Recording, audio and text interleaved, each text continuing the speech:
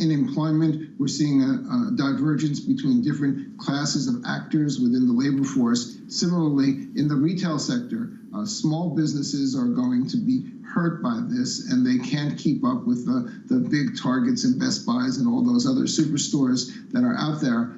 So I think that we're going to see some more scarring because of this increased lockdown, and it's certainly not what all of these stores that employ so many people at a local level, people who we know, all right, it's going to be a tough season for them. Carl, I've been doing my bit, and good morning from London, to support retail. I've decided this Black Friday. Congratulations. Thank you. Across the globe, actually, I'm supporting everyone. Carl, when you look at the U.S., is inflation going to go up? And if it goes up, and if it goes up suddenly, what does it mean for small businesses like yourself? Yeah, so for my business, not very much, because we're not pegged to the CPI. Higher inflation will cause initially any rise in prices, say, that come out of supply chain constraints or unavailability of items to consumers. That's going to hit the consumer in the pocketbook, because it's not going to be inflation at first. All right, in this weak economy, we're probably going to see prices of goods that are in short supply rise sooner and faster than wages do, all right? Because wages in this very slack labor market are going to take a while to get going again, even after any increase in prices manifests itself. So I think that in this episode, in this supply shock, the initial impact of rising prices would be a further drag. Let me say that we see very little evidence at this point of inflation, and the Fed, along with the Bank of England, along with all the central banks in the world, are forecasting using their demand-oriented slack models, are forecasting for inflation to remain below target for years. But in a supply shock, that could change. Right, especially if you have a stimulus, you know, thanks to Janet Yellen. I don't know whether that's your base case, and then we have a vaccine and everybody starts going back to normal. Could we actually also import inflation from China? Well, there's no inflation in China to import at this moment. When we look at the CPI in China, outside of food prices, all other prices in the economy are dead flat. And food prices always vary with supply and demand and the weather and infections affecting pork and hog prices and so forth. So I don't think we're going to be importing the inflation from China. I think the inflation happens at home, all right? You go to the grocery store or to the big box store and you can't find toilet paper. The store sees it selling out of toilet paper and raises prices a little bit. That's the kind of mechanism, that's the way a supply shock affects the economy. And then the people who buy toilet paper spend less money on toilet paper, and they have, more on toilet paper, and then they have less to spend on everything else. And that's when we start to see prices rise and demand fall. Carl, I empathize with a bearish view. It is hard to look at an entire economy locked down and feel particularly positive. But the data has been positive again and again and beating expectations. And there does seem to be momentum, certainly in people's bank accounts, when you look at the savings rate and the amount of dry powder, if you want to use a jargony term, that people have to put to work, including Francine perhaps, over the weekend. What do you say to people who would argue that there is a sense of stability when it comes to the jobs market going forward, given the fact that the savings rate is so high, given the fact that we have seen a substantial recovery to this point? Well, I say let's be a little bit patient and wait for the data that we're seeing to catch up with the reality that's around us. I mean, the data that we're seeing now, dated for October, comes from surveys at the beginning of October, and the world looked very different at the beginning of October than it did right now. So when we start to see November data, all right, we're going to start to see things, the stuff that we're very close to, like the initial claims have turned a corner a little bit. When I draw out a chart that we just presented to our readers at High Frequency Economics, of all of the survey data that we're seeing out there of economic confidence, near-term economic activity, and so forth, they all have like a little hook at the end where they turn down, having improved over the summer. And I think that that's where you see it first in the survey data, and then it takes a month or so for it to appear in the actual monthly data. But we still, as I said, we're very, very close to this surge in cases, and therefore we're probably too close to see the impact on activity of that surge. Carl Weinberg, High Frequency Economics Chief Economist. You're sticking with us. We will shift our sights from the U.S. to China. Coming up on the simulcast, Michael Shaul, Market Field Asset Management Chairman and Chief Executive Officer, will weigh in on the incredible rotation and potential legs. That's at 7 a.m. in New York, 12 p.m. in London. From New York and London, this is Bloomberg.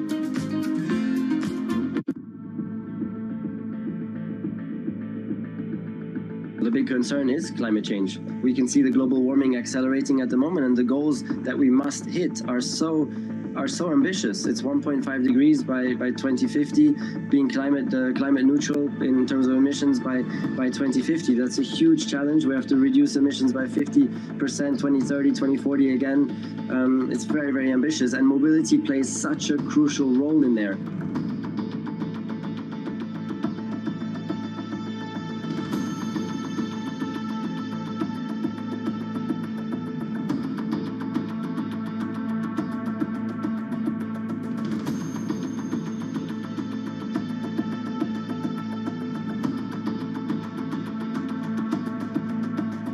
One thing is to do it in developed countries. I think we're going to get there by 2030, but then the rest of the world, and that's just as important. If you look at developing countries, emerging countries, that's where probably the biggest challenge we are going to face, to also deploy EVs there and make mobility greener in those countries.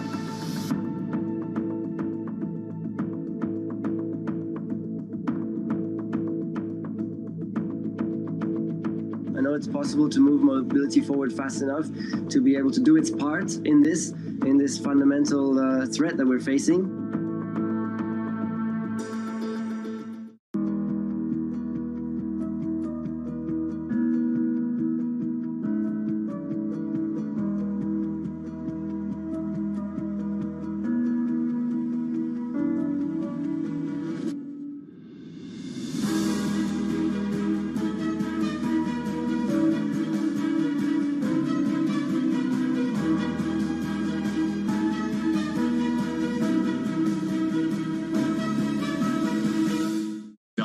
Particularly, sort of the technology landscape, have gotten to some pretty extraordinary levels. So I think it's not a surprise. I don't think it's any indication of the beginning of the end, but I do think markets don't like uncertainty.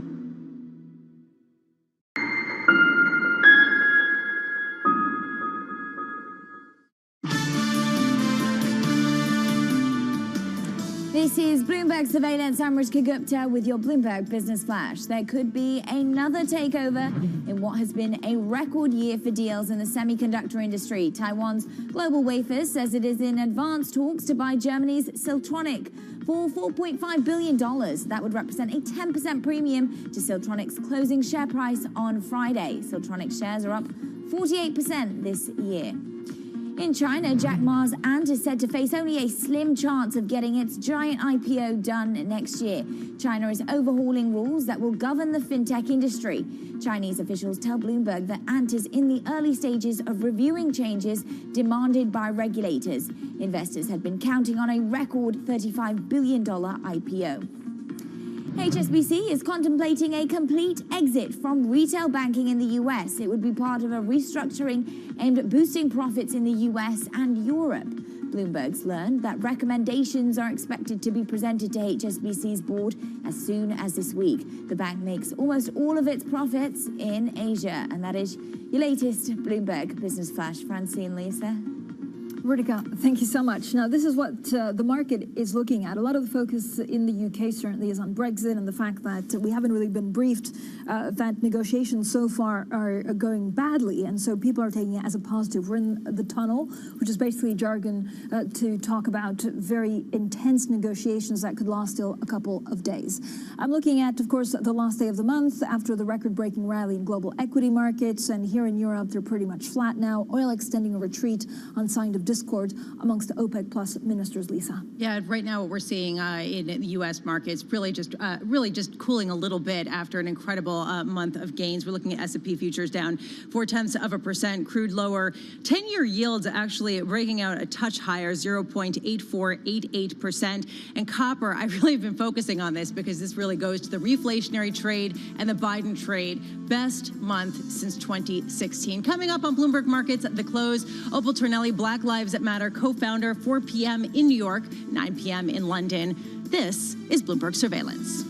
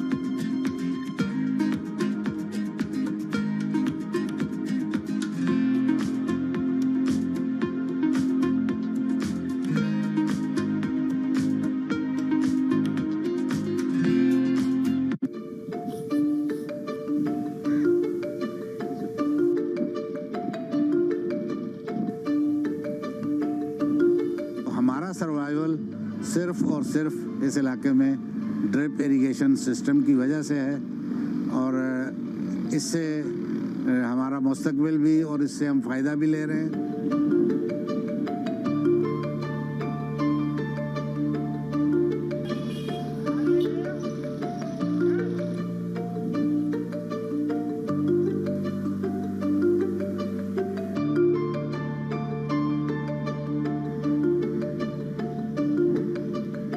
तकरीबन 20,000 square kilometre land जो है वो abundant पड़ी है, जिस पे कुछ भी एग्रीकल्चर टेक्निकल तरीके से नहीं हो रही।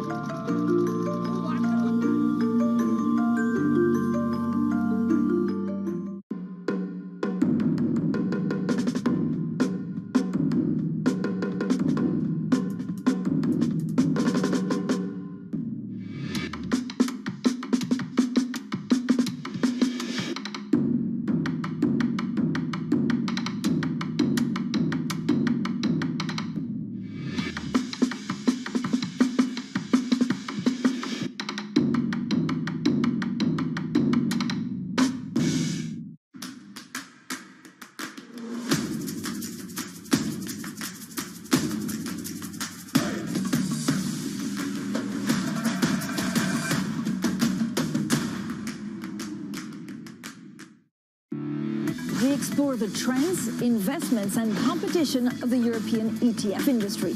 Join us on Bloomberg ETF IQ Europe.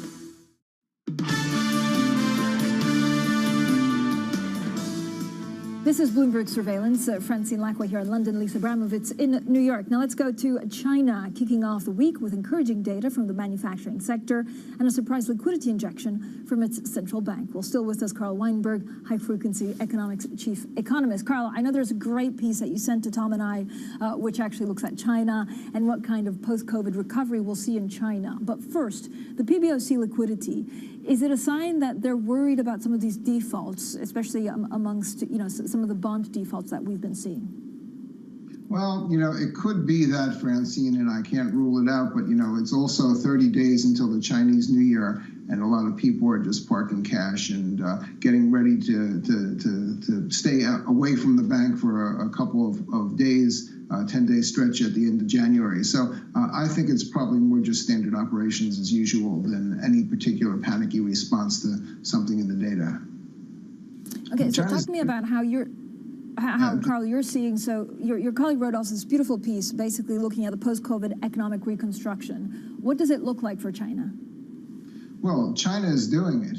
China has no problem marshaling state resources to accomplish state objectives, and that's what they're doing. They are pushing out the edge of the envelope on their Belt and Road initiative, building Silk Route relationships all across Asia into Europe. They're pushing out aid and technology to their emerging economy partners, who are forming coalitions with them in organizations like the RCEP trade deal and the AIIB, International Investment Development Bank. So they are essentially past the COVID peak for the moment. There are some signs of new infections there, but not a major outbreak yet.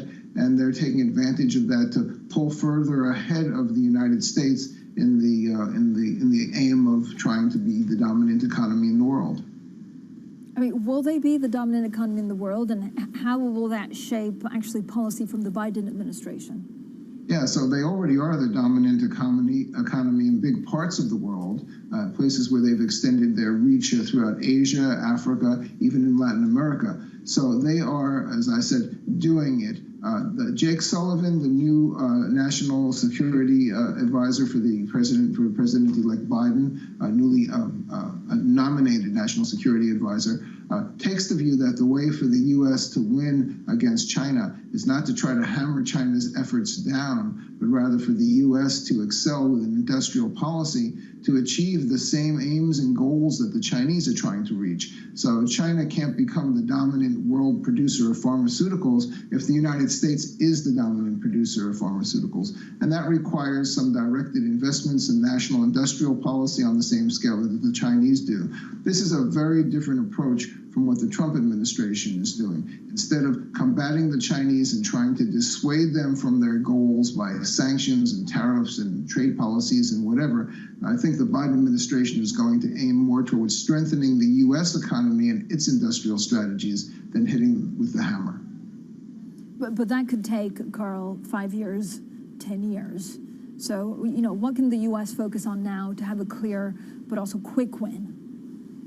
Well, a quick win is to create jobs. You know, if you create jobs in moving to a zero carbon economy, all right, that has an impact right now. That starts today. All right, Tesla is making cars and creating jobs today. You know, and reinvestment in manufacturing, rebuilding manufacturing infrastructure, that creates jobs today. This gives a program, these kinds of programs can have a very short-term effect. Fighting the coronavirus, you know, building up resources in the medical sector, building new hospitals for peak capacity limitations, distributing a vaccine, all right, these are all projects that create jobs today. So, and also the retooling of retail that we were talking about before. So these are, if Congress allows Biden, President-elect Biden, to do it, there are programs to be done that can pull the U.S. forward ahead of China without regard to what China does, because we do, in fact, start from a higher base than China does in all of these endeavors. We just have to take advantage of that base and channel resources into exploiting it. Carl, thank you so much. Carl Weinberg, their high-frequency economics chief economist, joining us to talk about the U.S., China, and everything in between. Now, we're also getting some breaking news out of Novavax. Now, we continue, of course, tracking these phase 3 trials and the large-scale vaccine trials in the U.S. Novavax said one of these large-scale vaccine trials in the U.S. and Mexico will no longer start by the end of November, but it does expect the study to begin in the coming weeks. What we understood is that the company said preliminary blinded data on this vaccine in older adults needed to proceed to phase 3, and that was previously positively reviewed. I think it's a 15,000 volunteer study. I think it's a kind of wait and see, you know, kind of situation for Novavax. In the meantime, you can see the share price pre-market 3.7% higher. Now let's get straight to the Bloomberg First Word News. Here's Ritika Gupta. Hi, Ritika. Hi, Francine. It's the second biggest takeover this year. S&P Global has agreed to buy IHS Markit for about $39 billion in stock. Current S&P Global stockholders will own a little more than 2/3 of the combined company. The takeover will combine two of Wall Street's biggest data providers. Bloomberg's learned that Joe Biden will name longtime Democratic policy staffer Neera Tanden to be his budget chief. Senate Republicans could block the nomination because they see her as too progressive. Meanwhile, the president has named a senior communications team that's made up entirely of women, including White House Press Secretary Jen Psaki. The third largest oil company in China reportedly will be named to a U.S. blacklist. According to Reuters, CNOOC is amongst 4 companies to be added to a list of firms controlled or owned by the Chinese military. That could lead to major outflows if U.S. investors divest. And Iran is vowing not to, quote, fall into the trap of scrapping any future talks with the Biden administration. The Iranian government posted a statement 2 days after the assassination of a top nuclear scientist. Iran has blamed Israel. Joe Biden has made it clear the U.S. would rejoin the Obama-era nuclear accord if Tehran also returns to full compliance. Global news 24 hours a day on air and at Bloomberg Quick Take, powered by more than 2,700 journalists and analysts in more than 120 countries. I'm Ritika Gupta. This is Bloomberg. Francine. Ritika, thank you so much. Now we'll have plenty more on U.S. politics shortly. We'll look at the Biden appointments with John Stylides, Trilogy Advisors geopolitical strategist. That's coming up next, and this is Bloomberg.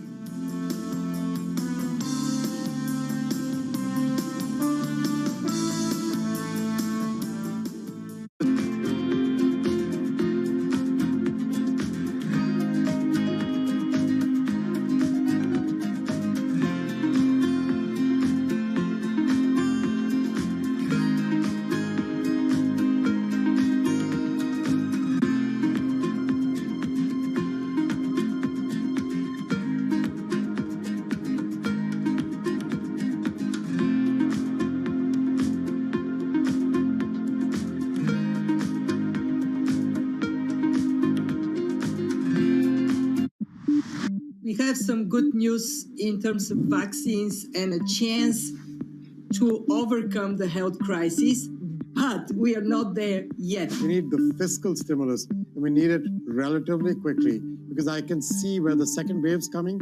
You can see consumer spending beginning to get impacted again.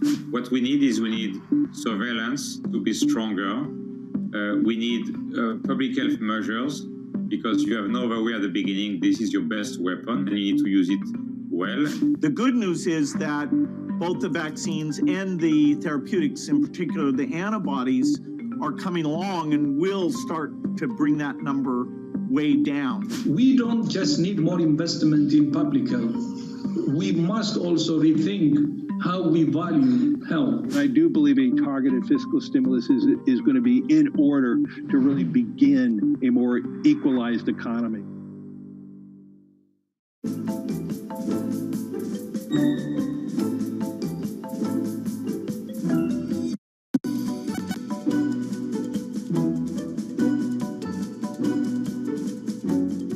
Never met, obviously, Walt Disney, but if you had a chance to talk to him, what would you want to ask? Obviously, probably the number one question would be, how am I doing? You know?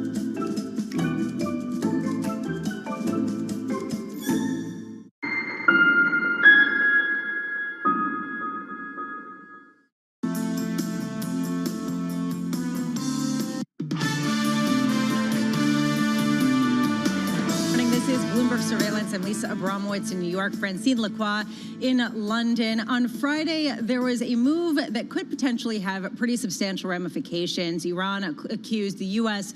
and Israel of assassinating one of its top nuclear scientists, leading to a lot of questions about retaliation, as well as any additional Iranian nuclear accord that Joe Biden might try to re-enter. The question is, how significant is this, and how much will this make a problem for Joe Biden to renegotiate some sort of deal? Joining us now is John Sidolides, geopolitical strategist at Trilogy Advisors and diplomacy consultant to the U.S. Department of State. John, I just want to start with, how significant was this move, as well as the Iranian accusations on Friday?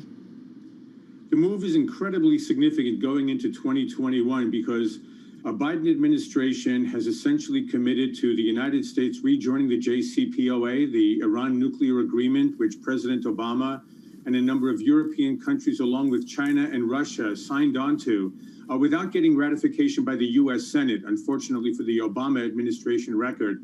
And of course, Trump withdrew from that agreement early on in his administration. And so Joe Biden is looking to rejoin that nuclear arms or nuclear energy agreement. But the problem is that Iran doesn't know who to charge with this. I mean, so far, any accusations are baseless. No one is taking credit for the execution of the nuclear scientist, who, by the way, wasn't simply a scientist. He was a brigadier general in the Iranian Revolutionary Guard Corps, which is the paramilitary terrorist organization of the Iranian regime throughout the Middle East. So the man has a military value as well. He's not simply a nuclear scientist. But it does tie the Biden administration's, or the incoming Biden administration's, hands very much, because the Iranians are going to want to know that there's going to be an end to these types of attacks on their nuclear weapons program. And I don't see the U.S. having any of its operatives involved in this. But to the degree there are any other countries, the U.S. doesn't necessarily control them. And maybe it was Israel, maybe it was Saudi Arabia, maybe it was United Arab Emirates. Iran has a lot of enemies in the Middle East. And to simply blame Israel or the United States does Iran no favors if they need to be stretching out their hands and welcoming a Biden administration and possibly restarting a nuclear deal that is very much in Iran's interest, although it's questionable whether it's in anyone else's interest. John, this really highlights an interesting point right now. We are entering the final days of President Trump's presidency, at least even according to him over the weekend, who seemed to acknowledge the Biden administration coming in. What can he do at this point to commit Joe Biden to international policies that perhaps he might not otherwise have gone into? I don't know so much what the Trump administration can do over the next 7 weeks or so, except for ramping up sanctions. I think what you may see from the Trump administration is a ramping up of sanctions against more Iranian companies, more Iranian executives, and more Iranian government officials. and essentially put the Biden administration in a difficult position after January 20th of seeming to unwind sanctions that under a Trump administration were part of a maximum pressure campaign to isolate the Iranian economy, to cripple the economy from within, and to compel the Iranian government to change its behavior, stop destabilizing local regimes, stop attacking oil fields, stop sending proxy militaries into other countries. It hasn't succeeded. And whether or not a Biden administration can succeed in moving Iran in a better direction remains to be seen. But the Trump administration will probably make it more difficult for Biden in the initial weeks and months of 2021 to bring Iran to the table and try to renegotiate the JCPOA. John, how should the Biden administration also deal with Qatar and Saudi Arabia? I mean, the linchpin in the Middle East, political side from the Trump administration was definitely Saudi Arabia. How does Biden deal with that? That's going to be a very difficult issue for the Biden administration because what you have already is a sense that they're going to try to restart the Israeli-Palestinian peace process. And what the Trump administration demonstrated is that the Palestinians really haven't had an interest in moving forward with the Israelis. And many Arab countries, the Sunni Arab countries in the Middle East, have tired of the Palestinian issue. And they really see the Iranian threat, and frankly, a threat from Turkey as well, given its activities in Syria, in Iraq, and now also in the Armenia-Azerbaijan conflict. So those Sunni Arab countries have decided that they're going to put the Israeli-Palestinian issue on the sidelines for at least a short while, shore up their relations with Israel, and that's why you have the United Arab Emirates, you have Bahrain, you have Sudan, and behind all of this is probably Saudi Arabia, which for domestic political reasons can't come out in full force in diplomatic relations with Israel yet. But I think the degree to which a Biden administration can persuade these Sunni Arab countries that it's in their interest to find a way to bring the Palestinian issue back to the foreground without hampering an Iran isolation policy. And I think that's going to be the very, very difficult trick for the Biden administration. These Sunni Arab countries are the ones who've determined that the future of the Middle East has to be one where Iran is essentially defanged.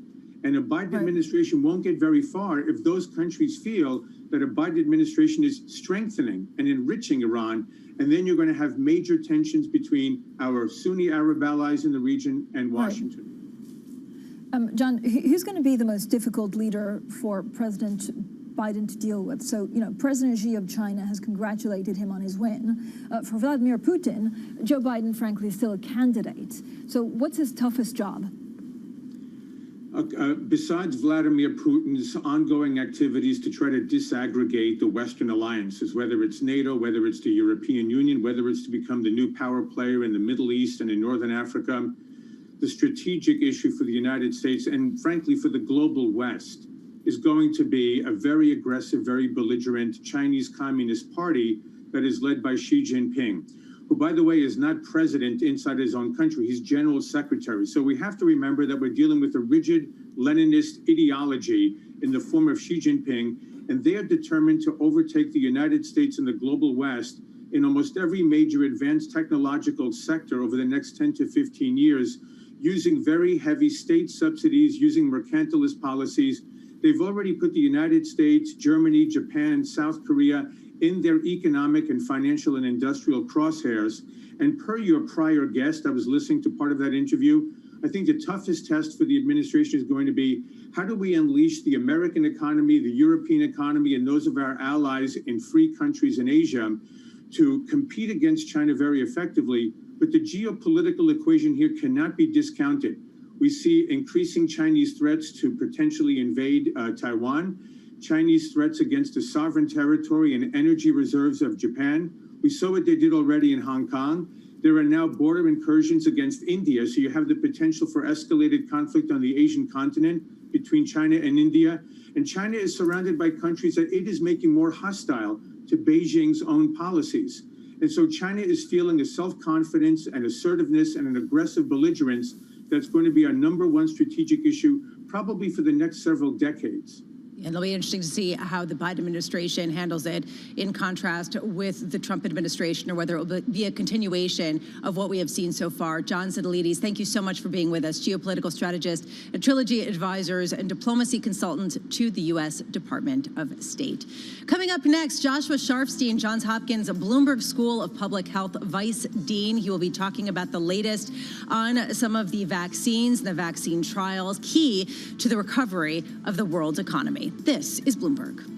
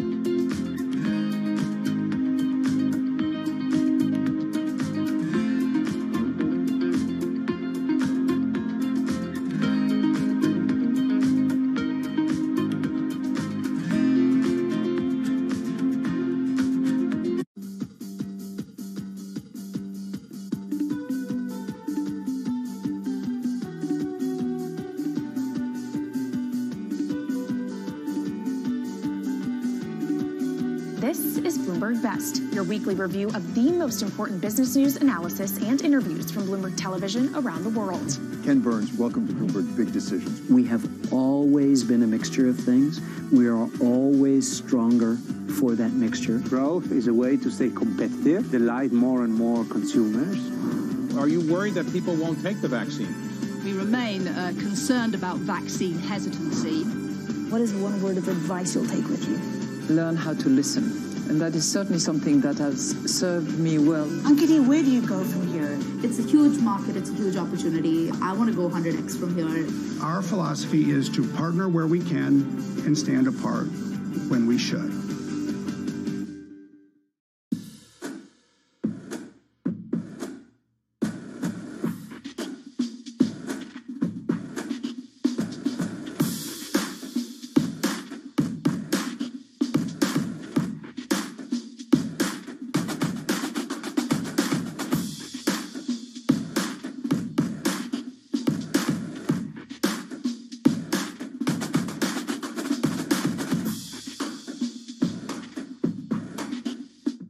Market that over the past few weeks has made it clear it wants to go higher. It got a little spooked by the idea that geopolitical tensions are rising.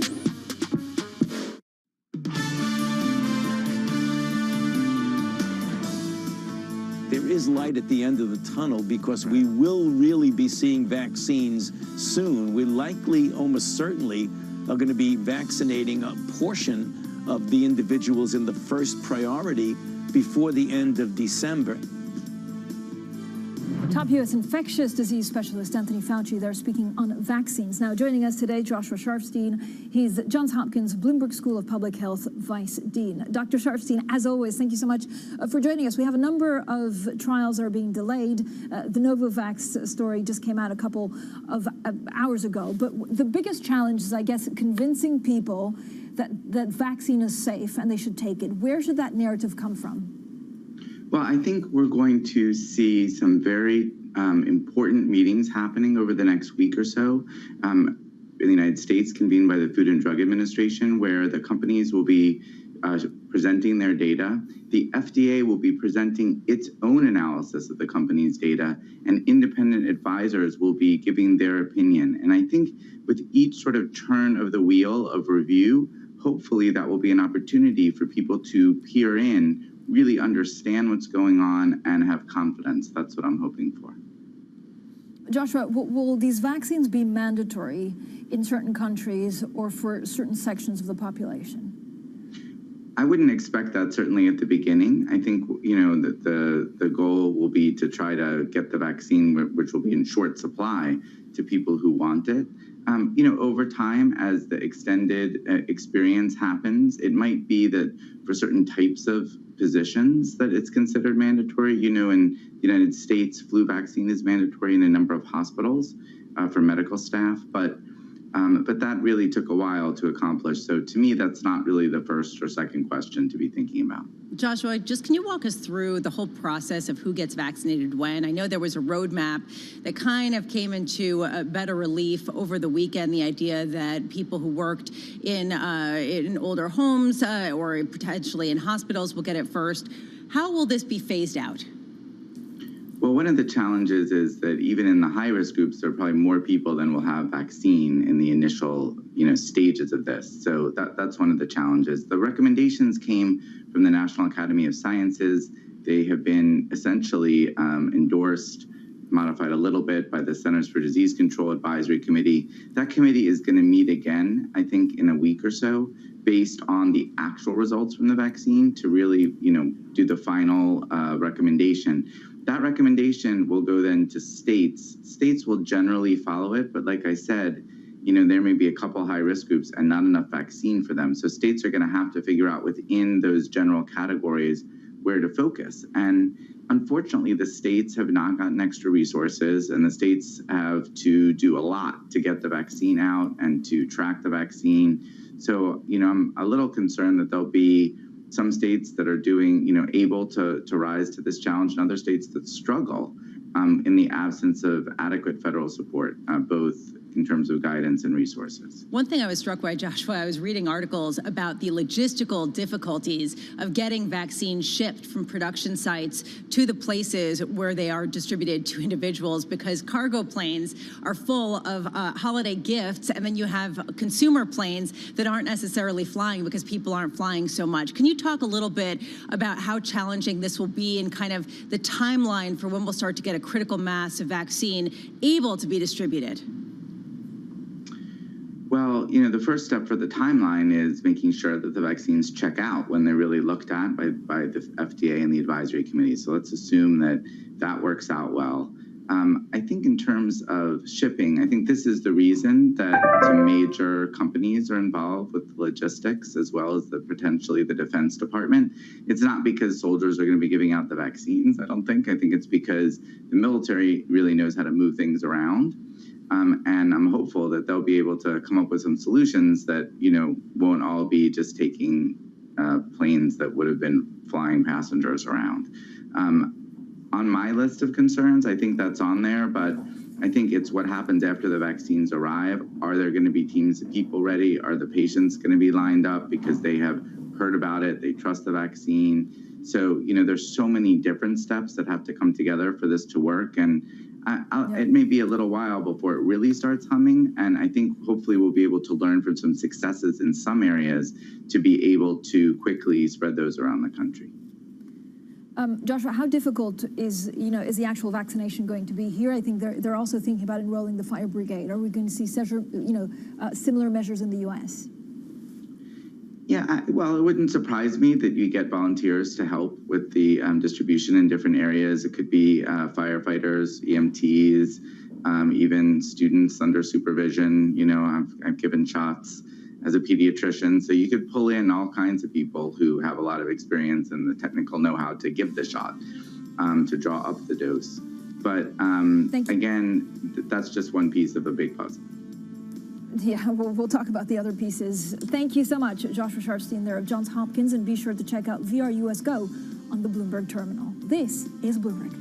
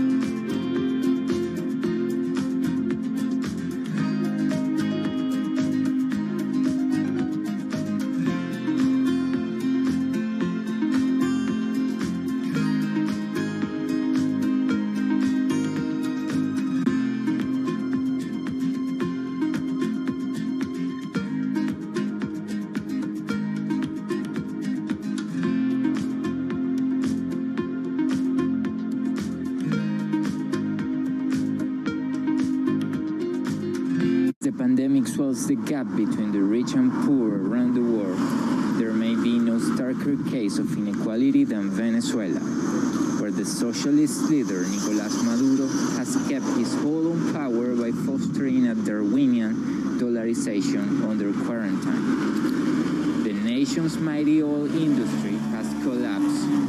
Water, electricity, and gasoline are barely available, and hunger hunts vast portions of the population. 4 out of 5 Venezuelans can't afford a basic food basket last year, according to a research by the main universities. Meanwhile, Caracas neighborhoods have a dozen new delivery services bringing to their doors everything from truffle salmon poke bowls to electronic cigarettes and $50 gluten-free birthday cakes.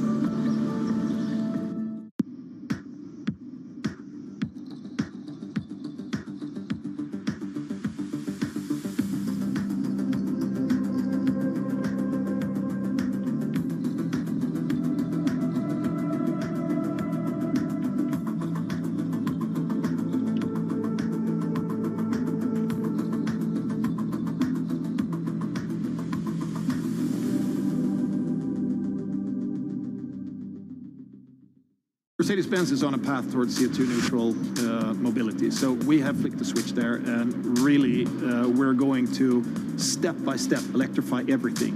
And what does that mean? Combustion engines get electrified.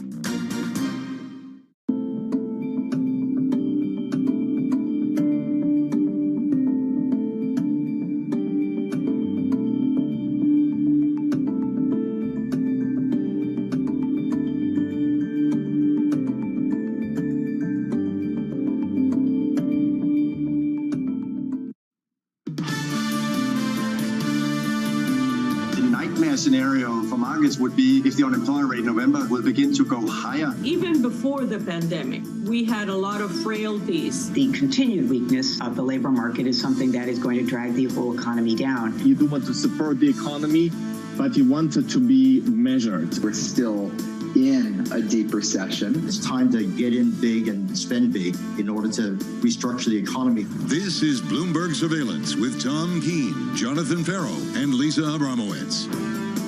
From New York and London, for our audience worldwide, good morning, good morning. This is Bloomberg Surveillance live on Bloomberg TV and radio. Alongside Lisa Abramowitz, I'm Jonathan Farrow. Tom Keene still out of the building. It is Monday morning, Lisa Abramowitz, which means one thing surely, more vaccine news. More vaccine news, or perhaps too much turkey. We are getting right now news that Moderna is set to seek to file for U.S. and EU clearance for vaccine approval for COVID-19. This was widely expected. Remember, this is the vaccine that was found to be at 94.5% effective in the primary analysis. There is discussion about possibly having some sort of meeting later in the month with the FDA to make the approval. And we have heard from FDA officials over the weekend, John, that they are going to try to approve it in fast order. If you take a look at markets, not the response you would think, at least not much, John. Well, it's been the diminishing marginal rate of the additional vaccine news in this market. It's just diminished over the last several weeks, hasn't it, Lisa? Equity futures down 0.4%. Expectations are already so well anchored by the vaccine news that we've had over the last several weeks. Futures are lower on the session. We're down 0.4% on the S&P 500. In the bond market, yields up by a basis point or two on a 10-year to 0.85%. But Lisa, the news isn't this morning. It's the cumulative impact of the last several weeks and how it's shaped the forward outlook under a much, much better way compared to what we face right now in the here and now into year end. And I do think it's significant in this announcement that the public meeting with the U.S. FDA, the Food and Drug Administration, is being scheduled for December 17th. And I think this is interesting because perhaps we'll get a better sense of the rollout, how quickly people could get vaccinated, how quickly we can stop wearing masks and move on with life. But I agree with you. This is baked in at this point. And the question, John, for a lot of people looking at markets after the past month, at least if you look at the Russell 2000 in ever, you have to wonder what will give this another leg higher. How much good news is baked in and how much does reality have to catch up? Russell up 20%. Absolutely amazing. Moderna this morning up around about 10% off the back of this plan to ask the FDA and the EU to clear the COVID vaccine that has passed successful trials over the last several months. Looking at the equity market more broadly, we're down about 0.4% still. It's Monday morning, which means vaccine news, and it means we have to catch up with Sam Fazeli of Bloomberg Intelligence. Sam, do you like what you hear? How quickly we can get there to that destination this market is already pricing in? Good morning, Jonathan. Yeah, I mean, the update that Moderna's put out is not just about the fact that they're filing, but also that they've got now a full analysis at 196 COVID cases. And the efficacy's come out at 94.4%, which is pretty close to what we already saw, which was 94.5 at the interim analysis. So this to me sounds great. They haven't told us what's going on with the elderly. They told us there's 33 older people in the total number of cases. But what I can tell you is that if they're seeing no severe cases at all, so 100% efficacy against severe cases, that must mean that none of the older folk, who are usually the ones who develop severe cases, have developed a severe case. So that's good news. And the rest of it is exactly as we expected. They've got the data, they're filing. Well, and just to talk, to build on what John was talking about and the fact that you're seeing no reaction whatsoever in markets, do we have a sense of what needs to happen for another leg of positive news? I mean, do you think that we could bring forward the schedule of vaccination to possibly January or February? Or are we still looking at April or perhaps even May before there's a critical mass of people inoculated? Yeah, so the problem will be to do that, you will need the companies to find ways of manufacturing more doses faster. And that's possible, but I'm pretty sure they're doing the absolute best they can to manufacture the maximum number of doses possible. And then, of course, you've got the logistics of, you've got the doses, you've got to get it to people and convince people to come through the door to get vaccinated. I think what will probably start moving the needle next will be perhaps another company coming up with a positive result, and that could be Novavax from their UK trials, which they've announced today has just completed recruitment. So that should come in the next few weeks, month. And then, of course, as we get news of the rollout actually happening, this many doses got to people, this many people have been vaccinated, etc. Sam, great to catch up on another Monday morning with some better news as well. Sam Fazeli there of Bloomberg Intelligence. For our audience worldwide, if you're just tuning in, Moderna planning to request clearance for its coronavirus vaccine in the US and Europe as soon as today. Equity futures not doing much. Moderna is, though, in the pre-market. Let's kick off the conversation this morning with Michael Schau, Market Field Asset Management CEO and Portfolio Manager. Good morning to you, Michael. Better news on the vaccine front over the last month, looking out to 2021. Is there anything between now and year end that could derail the optimism around a better outlook? I don't think so. At least I hope not. Having said that, I will say that markets are quite stretched at the end of November. Particularly the cyclical trade, which we favoured for several months. It's had a hell of a move. I've seen plenty of Decembers which have a tricky couple of weeks in the middle of them, and that wouldn't be a surprise. But I think generally, what I refer to as the durable goods economy is really firing on all cylinders at this point in time. I think a vaccine would be helpful to that, but I don't even think it's necessary. We've had such a massive month through November for international equities, the best month ever on a stock 600. I think the best month on the Nikkei over in Japan since the middle of the 1990s. This came from JP Morgan this morning. We upgrade Eurozone to overweight, reduce the United States to neutral. Relative earnings trends have favoured US over Europe for a while now, but a potential bounce in relative earnings of the Eurozone could be on the cards. Michael, that's just an echo, a flavour of what we've heard so much over the last several weeks around the international stories. It's something you buy into too. Well, I think analysis does unfortunately often follow performance. I think people are under tremendous pressure to change their views. But the point I made a couple of months ago was there's literally so much market cap trapped in the stuff that had been working. U.S. technology as a sort of shorthand for that. That any kind of reallocation away from that towards almost anything else is going to have an explosive impact. We would favor Japan over the Eurozone. I like what's in the Nikkei. I like that part of the world in general. But I think that you've had 4 or 5 years of tremendous outperformance by U.S. tech against global equities.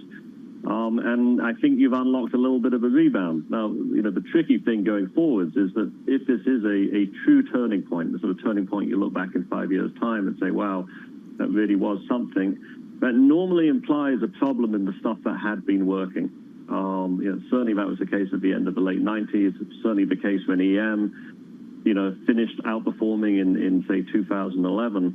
And so I think the tricky thing, not obviously for December 2020, but maybe for 2020, 2021, is if this outperformance continues, does that involve U.S. tech or the popular portions of the U.S. equity market actually going down? There's also a question of whether the pandemic still matters. Does it? It depends what you are. It matters tremendously, I think, for urban service economies. It doesn't matter a great deal. It may even be having a sort of strange beneficial effect for the durable goods economy. And again, I think a slightly different question would be if we do have a successful vaccine and we sort of arrive in the summer of 2021 in a better place medically and socially, frankly.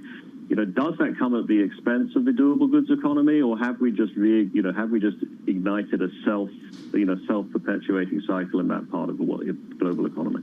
At what point do you take a message from the bond market that really hasn't participated in the rally, the idea that Treasury yields have remained so suppressed despite the optimism that we've seen everywhere else? I think I'd take a partial message from that. I do think Fed guidance has something to play, and I do also think that fixed income is something of a relative value play, that it's difficult for U.S. yields to be much higher than they are given where global yields are. But, I do think that if the sort of cyclical forces do continue, you will have higher U.S. Treasury yields. The U.S. 10-year will find its way to 150 or 175 at some point next year, which, would hardly be a shocking level historically. Weaker dollar started to come through. Euro dollar right now, 119.86. The line of the sand for so many of you at home, I know, is 120. The high of the year, 120.11. That was the start of September. We know that's the line of the sand for the ECB because whenever we got to euro dollar 120, Mr. Philip Lane came out and battered it back down again. Michael Schau, let's leave it there, shall we? Just a word on the US dollar if you can. The calls are lining up. It's a consensus view for 21, a weaker dollar. Is that the side of the trade you're on too? Yeah, I think weaker against the cyclically sensitive currencies. I think some of the EM currencies can gain a lot against it. Michael Schau of Marketfield. Great to catch up with you, Michael. Michael Schau of Marketfield Asset Management, the CEO and portfolio manager. 119.87, Lisa Browitz on euro dollar. We know what happened last time it got near 120. Do we just see a repeat of that if we start to push to that level once again? Yeah, and you have to wonder at what point people care about the data. I know I'm going to be Debbie Downer and I'm going to sound like that, but you do have to wonder, we're not out of the woods when it comes to the virus. And at what point will the amount of debt that the European Union is prepared to incur and also just the sluggishness of the recovery there, at what point will that weigh on the euro, especially if you see something different in the U.S.? Lisa, you can't argue with the data. Claims last week, not great. Claims the week before, not great. The trend for claims over the last several weeks isn't good, and no one thinks it's going to get better anytime soon. The question you've got to ask is, what would derail, what would de-anchor expectations for 21 when we've had such encouraging vaccine news over the last month? And quite clearly, as we've experienced, 2 claims data prints isn't getting it done. Well, it's not getting it done, and you have to wonder when people talk about scarring, especially some of the bigger companies that are taking this time to retrench, that's going to have longer-lasting implications. I will say, though, Michael Darda of MKM Partners came out vehemently against the bears over the weekend, saying that basically they're going to use the sagging data recently to edify this negative narrative. But really, the recovery is intact, and it will continue to be based on the savings rate, based on the stimulus, and based on the strength we've seen. Did it feel personal when you got that 1000% email from Mr. Dada? Yes. It felt personal. Have you heard from Tom at all this morning? Have you heard from Mr. Keane at all? I have not. He's in a turkey coma. Neither have I. I don't know what's been going on with Tom over the weekend. Cooking channel. He's gone to Twitter and he's making cooking videos. The Pharaoh method when it comes to turkey and the Lisa method when it comes to eggs. Now, I've had the Tom Keane breakfast before. And I can tell you, if you go around for breakfast, you better hope that Mrs. Keane is cooking and not Mr. Keane. A lot of salt. Alongside Lisa Browitz, I'm Jonathan Ferro. There is way too much salt. Tom Keane's back on Wednesday. I believe it's Wednesday. Yes. Might be tomorrow, who knows? He just turns up when he wants to. Futures down 12 on the S&P 500 with softer a third of 1%. Heard on Bloomberg Radio, seen on Bloomberg TV. This is Bloomberg Surveillance.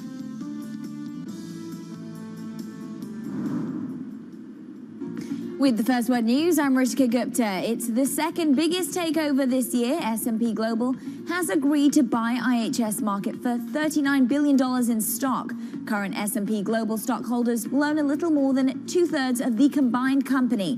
The takeover will bring together two of Wall Street's biggest data providers. Moderna will ask for clearance for its coronavirus vaccine in the US and Europe today. A new analysis showed the vaccine was highly effective in preventing COVID-19 with no serious safety problems. That puts Moderna on track to have one of the first vaccines approved in the US. And a group of OPEC Plus ministers couldn't reach an agreement on whether to delay January's oil output increase.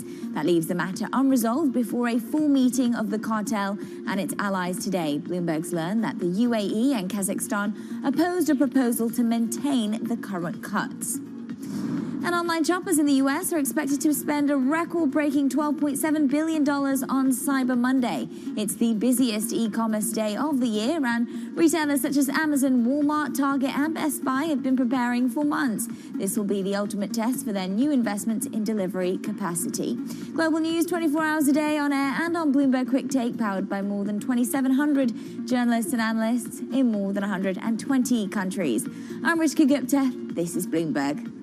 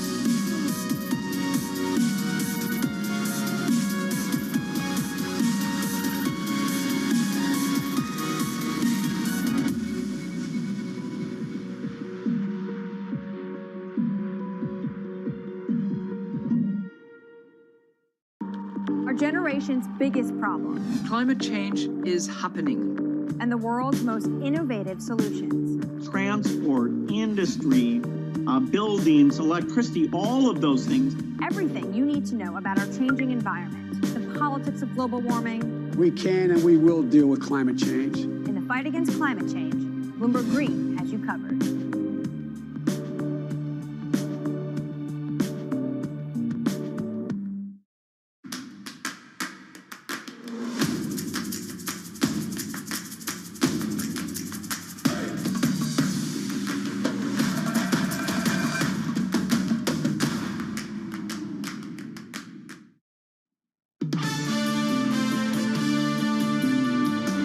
is light at the end of the tunnel because we will really be seeing vaccines soon. We likely, almost certainly, are going to be vaccinating a portion of the individuals in the first priority before the end of December.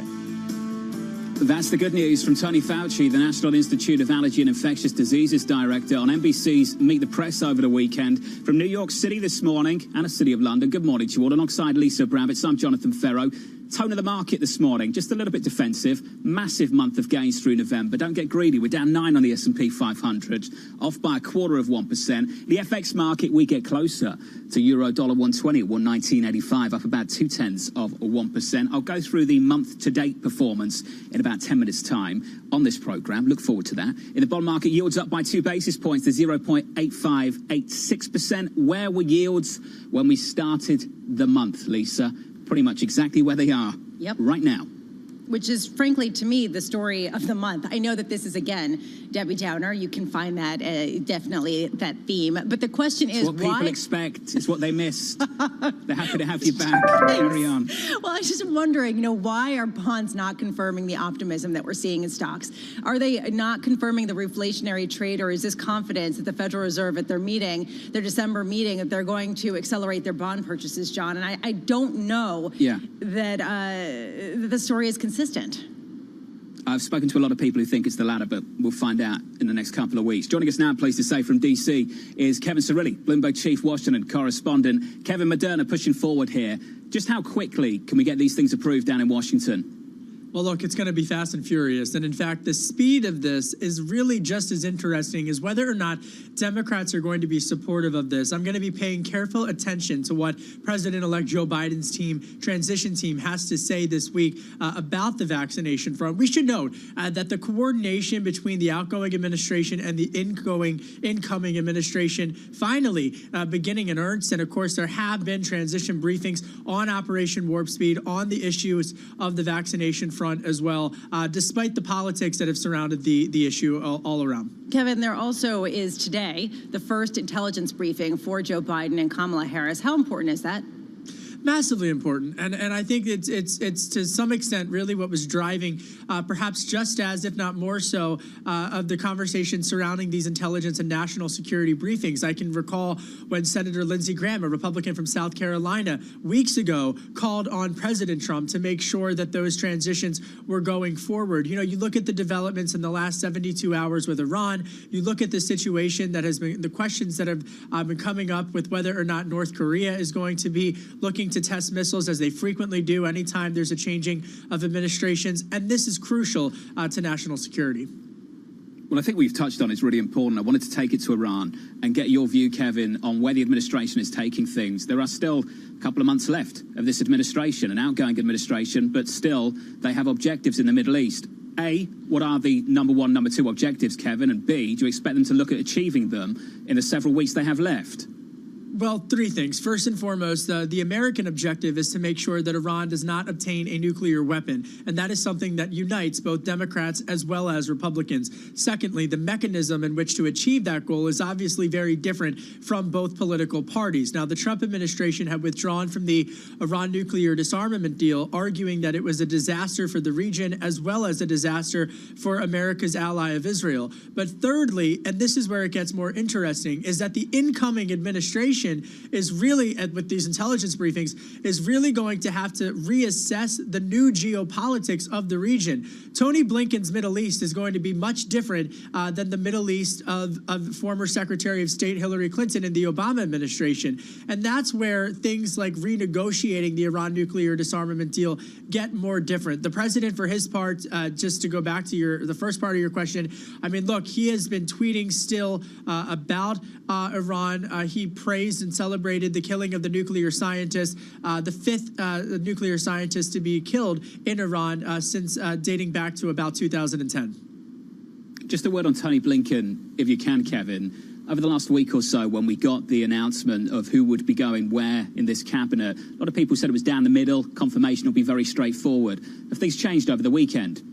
You know, look, I think that the 2024 race is up and running for the Republican primary, similarly to how progressives and Democrats, like Vice President-elect Kamala Harris and Senator Elizabeth Warren at the time, came out and opposed every single nomination that the then President-elect Trump had been naming during his transition process. The bottom line, I can tell you that based upon my reporting, Antony Blinken is incredibly well respected in senior circles of the establishment here in Washington, D.C. I do not foresee that he will not be able to get confirmed based upon the conversations that I'm having. Kevin, have we moved past the discussion of any legal challenge of the election for President Trump at this point?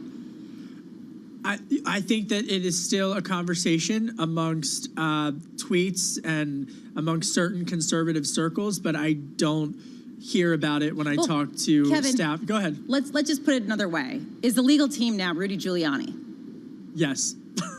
Okay, so it's I'll basically keep it very simple. Okay, so then so basically, and President Trump's acknowledgement that is unlikely to get this to the Supreme Court is basically the death of this legal case. Exactly, and I don't mean to laugh off the question because it is so incredibly important. But here in Washington, it was really, even when this was going on in the days after the election, Lisa, I was talking to staffers as well as campaign staffers on the Republican side who were really scratching their heads. Some of them were frustrated. Some of them didn't know what the strategy was. I do want to note, though, that Republicans, especially 2024 circle Republicans, are, trying to plot out where this goes. And they do feel that there should be some examination of how races are called and how states are called and election security. Now, Democrats that I talked to are saying, well, you had an opportunity to look at this when there was a bipartisan vehicle led by Senator Amy Klobuchar to bolster election security. I mean, I remember reporting and talking about election security as well as on mail-in ballots. This was something that was discussed months ago, and in fact, other Republicans are wondering why the Republicans and the president didn't embrace mail-in ballots in some of these battleground states in last spring when this issue was first raised. Well, Kevin, just to end things here, this is the key distinction, isn't it? This is not about security. This is about counting them and how you count the votes and getting everyone to agree on how to count the mail-in ballots. Exactly. And look, in many ways, the patchwork of regulations, Jonathan, that are around the country is by design. From a security perspective, it's a lot harder and more difficult to penetrate and infiltrate an election system when there's a patchwork around the country than it is to just take out one universal system. So on the one hand, the conversation is a bit more nuanced because of that. Kevin, always great to catch up, sir. Good to see you. Kevin Cerruti there, Bloomberg Chief Washington correspondent. Plenty of news coming through this morning. Talk of a deal between S&P and IHS Markit. We got the news around a vaccine. It's Monday morning, so you all expected it. Moderna planning to request clearance for its COVID vaccine in the United States and Europe as soon as today. And over the weekend, Lisa Abramowitz, we heard from the U.S. Surgeon General saying that he would promise a rapid review of these kind of applications. So how quickly will we hear back? Yeah, and how quickly will we actually get the the vaccine distributed? When do you expect to get the vaccine? Me personally? Yeah, you personally. I think, as I understand it, me personally, people in my group could be the middle of next year towards the end of next year. That's my sense as well. As I understand it. That's my sense. From London and New York this morning, good morning. This is Bloomberg Surveillance.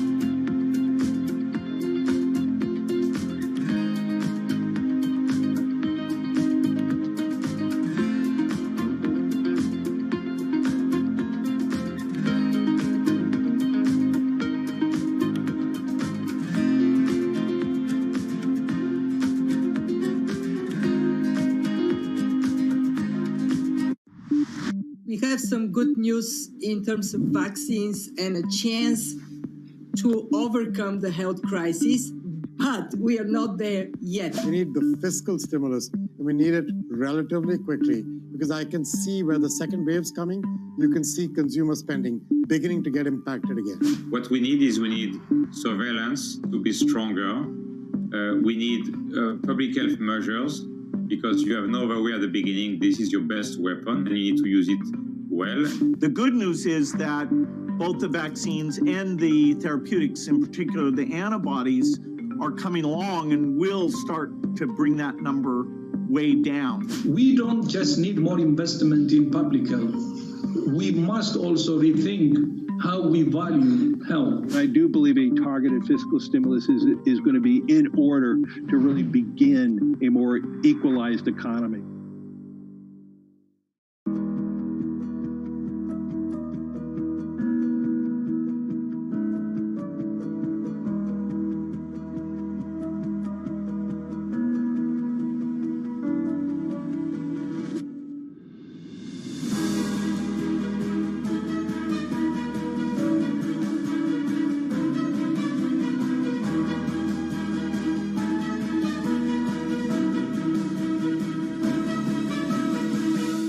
Their CPG history, their experience, and really how we might be able to combine together to really create this fantastic public company. And so we kind of got into the SPAC thing a little bit before it became such a hot method of going public.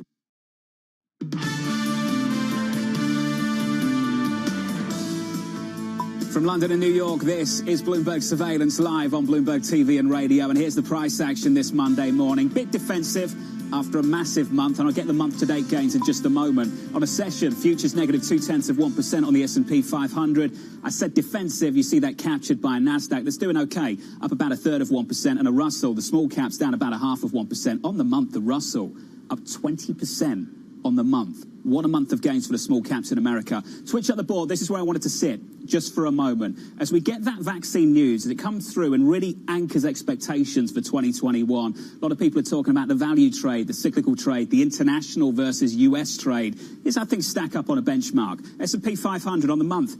Decent month, up 11%. On a stock 600, a better month, up almost 15%. That's the best monthly gain if we close there right now, almost on record.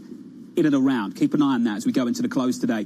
On the Nikkei in Japan, 15%. The Nikkei in Japan having its best month since 1994. And we've all read the same notes. JP Morgan adding to the list this morning. Mislav Matejka over there saying this is where he expects the gains to be in 2021. Overweight Europe, Lisa, on a stock 600, and going neutral on the United States for 2021. On the better outlook, this idea that we get this cyclical rebound, you see it in the commodity market, they expect to see more of the same in international equities as well. Yeah, but we've gotten this head fake many times before, right? This idea this rotation would get legs, and it hasn't. So the question is how much this can actually stick going forward, given the fact that we're still in the pandemic. I mean, that's the issue, right? I mean, we're not out of the woods. Well, near-term reality, not great. Forward outlook, better. This isn't about good or bad. This is about better or worse. And most people assume that as the months go on, the outlooks look better, not worse. Now, that all comes down to the price of the story. The price of the story is getting more expensive over the last several weeks. How much do you want to pay up?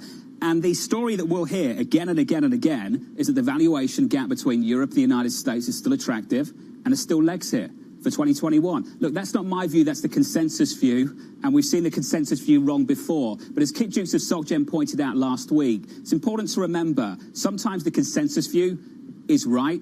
And when you think about the last time we had that global synchronized growth, it was going into 2017. And I feel like for many people, it feels like that 2017 moment again, not just in equities, but in the FX market as well, which is why we've seen people lining up to get behind that dollar weakness story. Yeah, and I'm smiling right now because I'm thinking about Tom Keene, and I'm thinking about how he probably is contemplating his all cash holdings right now as we think about the price of the story and where we go from here. The price of the story on the oil market right now is a little conflicted after an amazing month of gains for the crude industry. We have the OPEC Plus meeting, gathering, and for today and tomorrow to agree on possible production cuts. The question is, or at least not increasing production. Julian Lee joining us now, Bloomberg News oil strategist. We are seeing oil decline a bit as there does not seem to be an agreement. What's the sticking point, Julian? Well, the sticking point really is whether they extend the deep cuts that they've made so far into the first part of 2021, or whether they start to ease those cuts as was originally planned in the deal that they struck back in April. And it had looked last week as if it was going to be a straightforward decision between do they extend the cuts or do they let them ease as they're supposed to, and if they extend them, would that be for 1 quarter? Would it be for 2? Would it be for somewhere in between, or maybe for the first month or 2? Things got a little more complicated over the weekend, though, when the Saudis and the Russians called an unexpected meeting of the ministers from what's called the Joint Ministerial Monitoring Committee. This is a subgroup that sort of oversees the deal. And they came away from that with no real agreement on how they should proceed, and some countries seeming to dig their heels in over whether others have complied fully or not with what they've said they would do so far. So the whole thing has started to look a little bit more complicated, and that's part of the reason I think that prices have come off a little bit.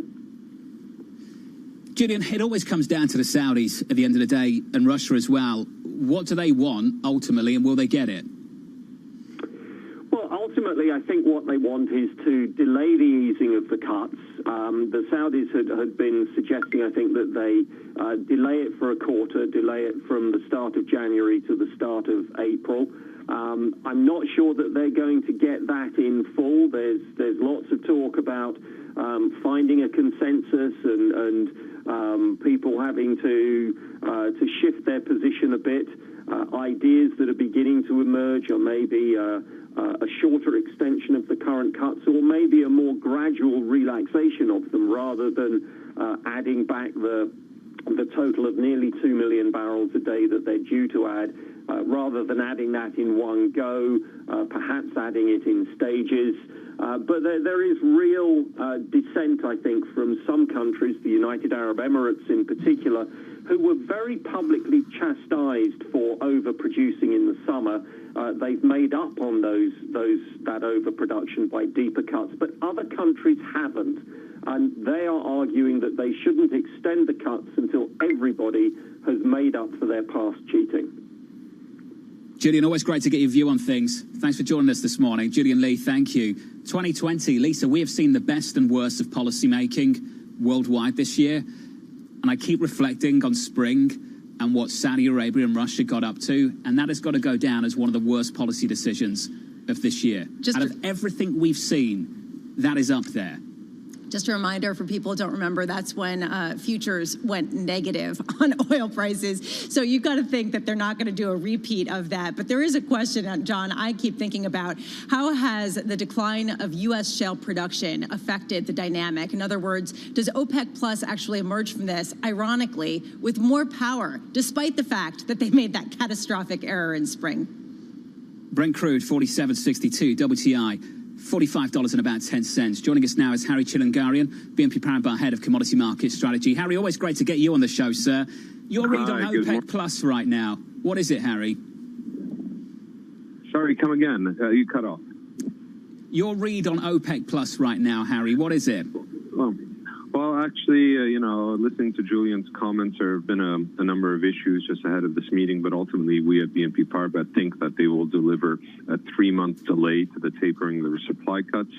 This duration is not too onerous, so as to allow for all of the OPEC Plus members to get on board, and it gives the group flexibility to reassess its options in Q2. So as usual, there will be a debate, but given what we heard from OPEC and Saudi in particular, I think that it is time for OPEC Plus to be proactive and adjust with market circumstances. Well, Harry, given how powerful the forces are that are building up ahead of 2021, how important is this agreement, just as far as your outlook for next year is concerned? Well, OPEC Plus is facing a bit of a dichotomy when it comes to global oil demand, with oil demand in Asia moving from strength to strength, in particular in China, in India, and we've even seen also increases in demand for crude from Korea. On the other side, in the West, in Western OECD countries, U.S., Europe, demand is stuttering. So I think what OPEC needs to do is get over the Q1 hurdle in terms of demand weakness in Western OECD economies, and then that takes us over to Q2 when we'll start having a wider spread distribution of a COVID vaccine. And from then onwards, I think they could progressively begin to increase production again. So it's getting over that Q1 hurdle that's going to be important and reassure the market that OPEC is doing the right thing and it's holding the course. And then after that, reassess at the next ministerial meeting in 2021. I remember once upon a time we were talking about U.S. shale production and how that was sort of the swing factor when it comes to oil prices, and that OPEC Plus was losing power. Has that dynamic changed completely based on the decline of shale that we've seen this year? I don't think it's changed completely. It's certainly just postponed, if you will. In essence, it's going to take some time before the U.S. shale patch gets back on its feet, decides to spend more money in new rigs and get that production back up. We're going to need oil prices, especially in WTI, to end up somewhere around $55 per barrel. If you were to believe the Dallas Fed survey when it comes to when companies would significantly increase drilling. And then, of course, after that, that means a rebound in U.S. crude production coming from shale at the earliest somewhere at the end of 2021. So U.S. shale is not a complicating factor for OPEC's efforts to rebalance the market for the remainder of this year and most of 2021.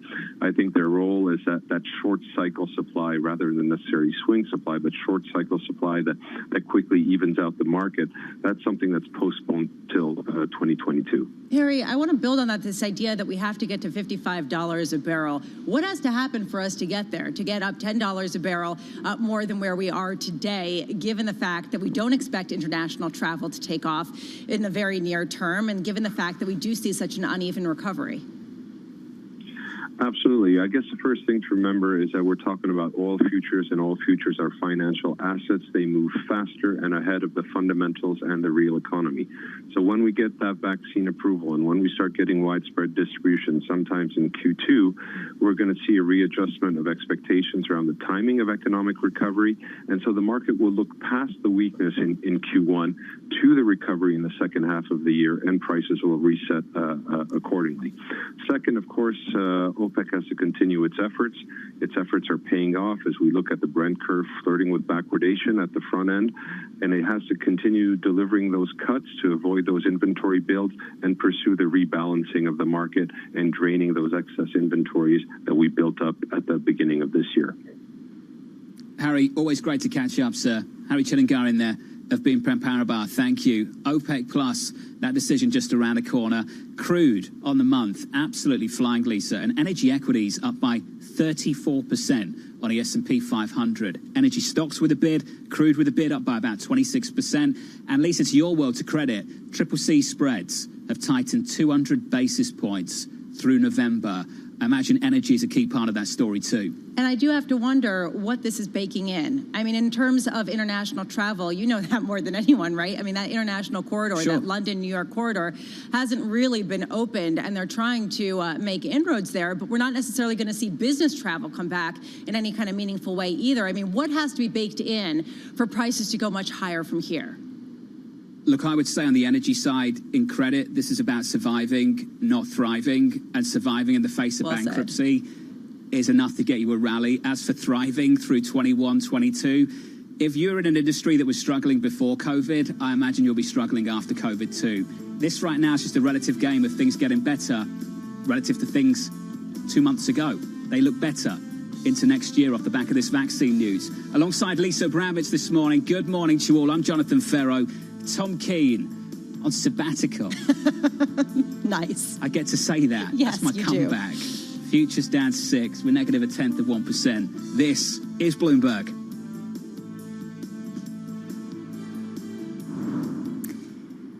With the First Word News, I'm Ritika Gupta. Two of Wall Street's biggest data providers are joining together. S&P Global has agreed to buy IHS Markit for about $39 billion in stock. It's the second biggest deal of the year. The proposed tie-up is part of the race for scale. The industry's largest players are trying to capitalize on surging demand for data and analytics. Bloomberg LP, the parent of Bloomberg News, competes with IHS Markit and S&P Global in providing financial analytics and information. Bloomberg's learned that Joe Biden will name longtime Democratic policy staffer Neera Tanden to be his budget chief. Senate Republicans could block the nomination because they see her as too progressive. Meanwhile, the president has named a senior communications team that's made up entirely of women, including White House Press Secretary Jen Psaki. The credit unit Blackstone Group is going shopping for quant firepower. Bloomberg's learned that the alternative asset is set to buy technology-driven credit investing firm DCI. The firm oversees about $7.5 billion in assets. The DCI purchase will allow Blackstone to wade deeper into the world of investment-grade bonds. Global News 24 hours a day on air and on Bloomberg Quick Take, powered by more than 2,700 journalists and analysts in more than 120 countries. I'm Ritika Gupta. This is Bloomberg.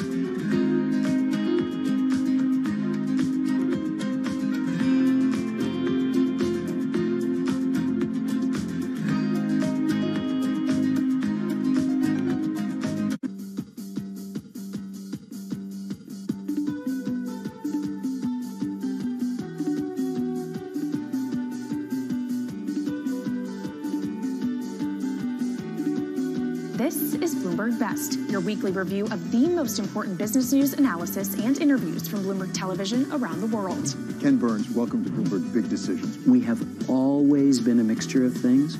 We are always stronger for that mixture. Growth is a way to stay competitive, delight more and more consumers. Are you worried that people won't take the vaccine? We remain concerned about vaccine hesitancy. What is one word of advice you'll take with you? Learn how to listen. And that is certainly something that has served me well. Ankiti, where do you go from here? It's a huge market. It's a huge opportunity. I want to go 100x from here. Our philosophy is to partner where we can and stand apart when we should.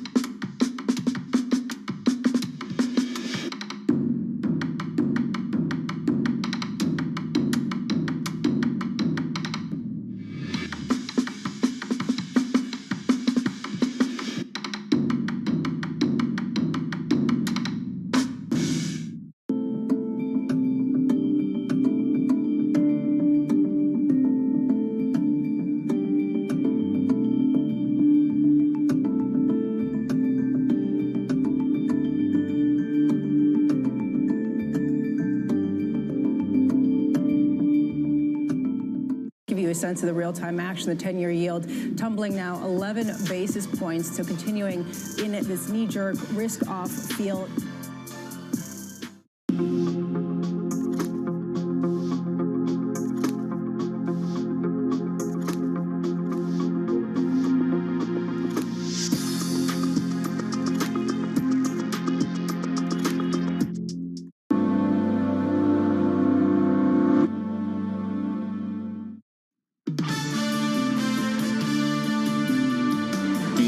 run up to Christmas. I think clients are still, I wouldn't say optimistic, but still, can see consumers, spending it in Christmas. And coming into next year, I think the prospect of the vaccine, really sort of bridges us into, I think, what promises to be a pretty strong 2021, at least from an advertising perspective. I think many people share that view, certainly strong compared to this year. That was Mark Reed, WPP CEO, looking to a better 2021. That's the view we need to keep, Lisa Abramowitz, looking forward to a better 2021. Monetary policy decision makers are going out of their way to say we won't get in the way for the next year or two.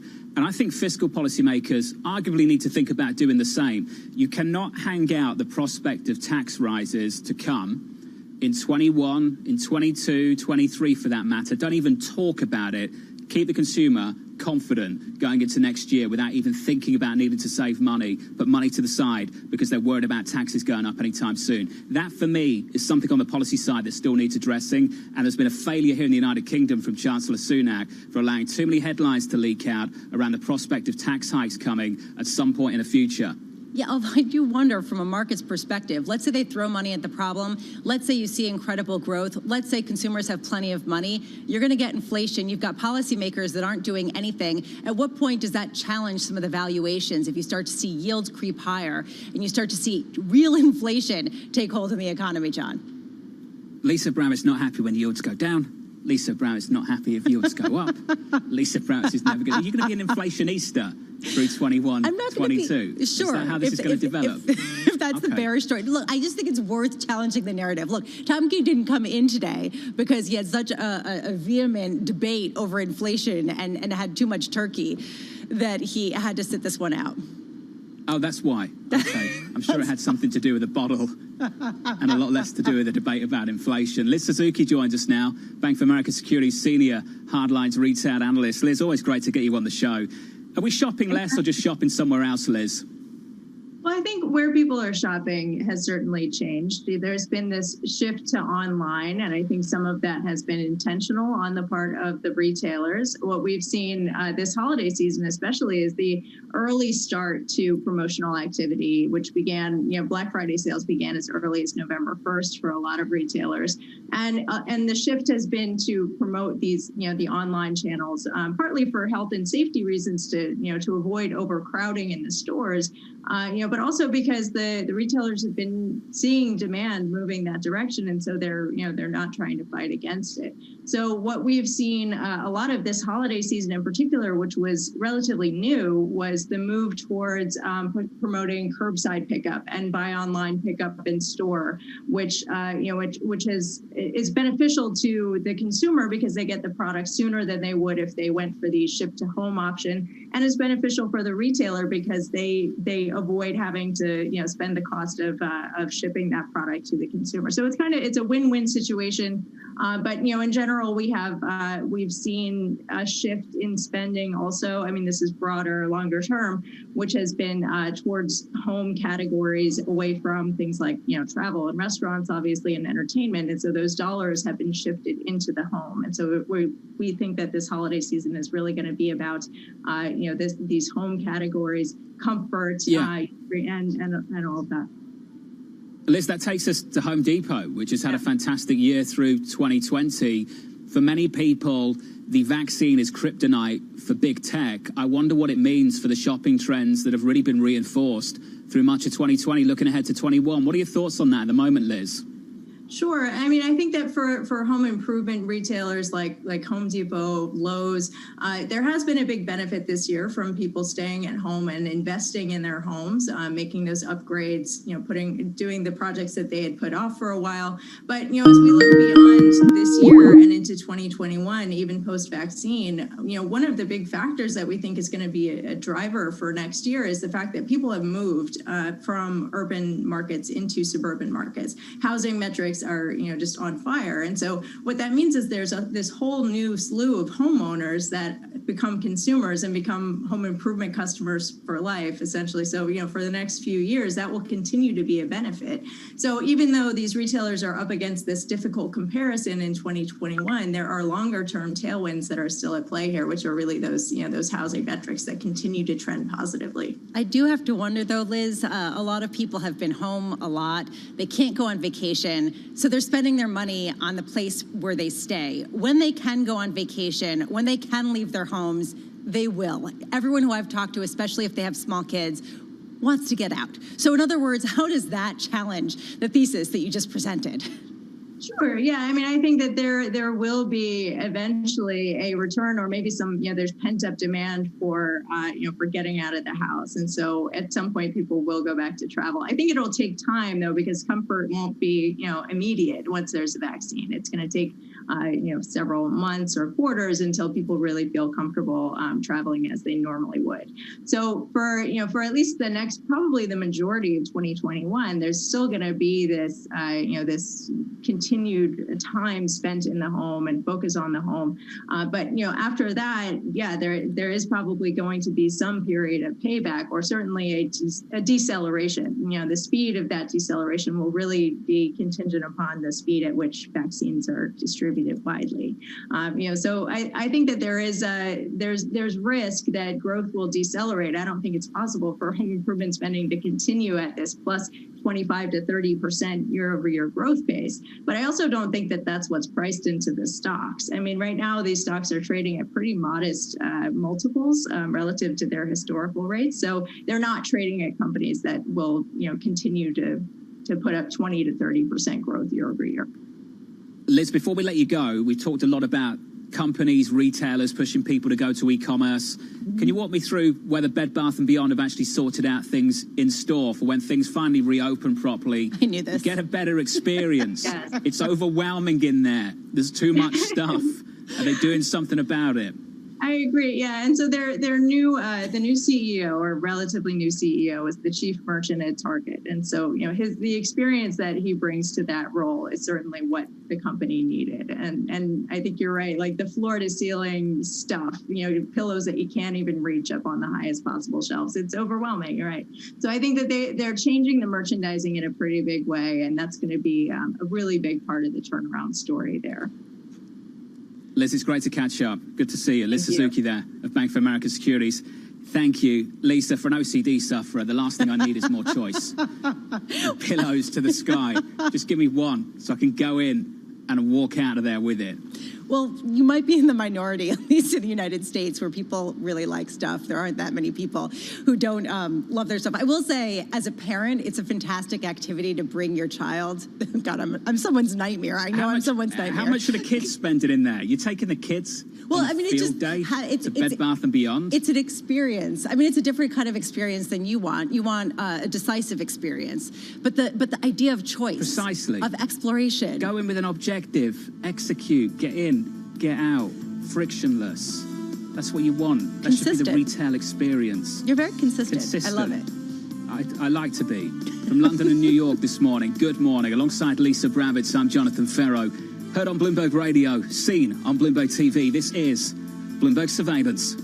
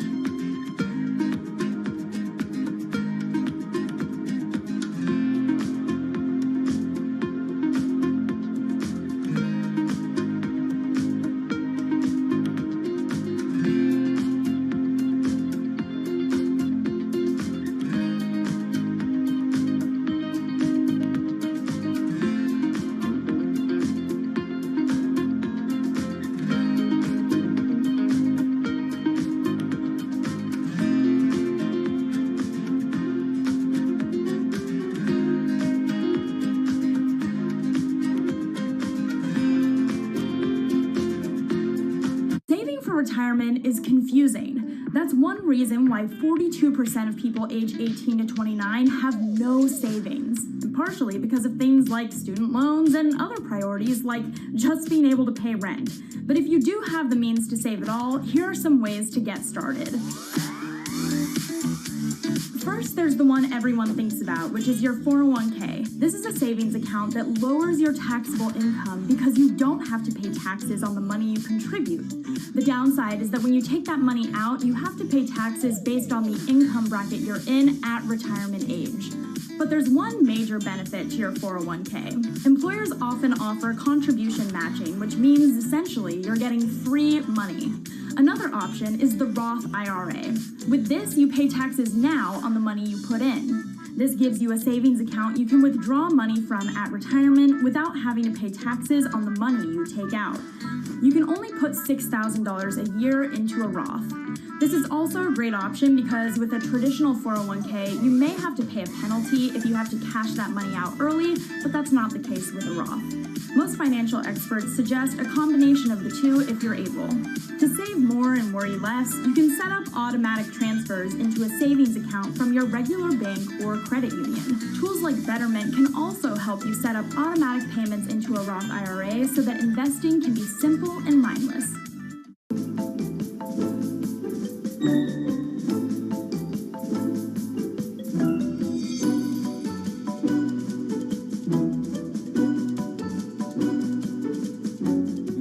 Never met, obviously, Walt Disney, but if you had a chance to talk to him, what would you want to ask?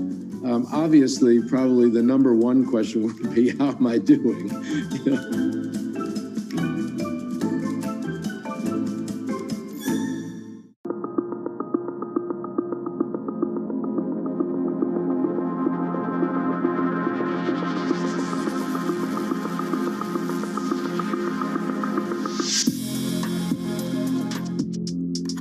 Really a reminder, isn't it, just how sensitive the markets are to any commentary about trade. We did see some pressure on the yuan, we did see some pressure on the futures. That is now being reversed.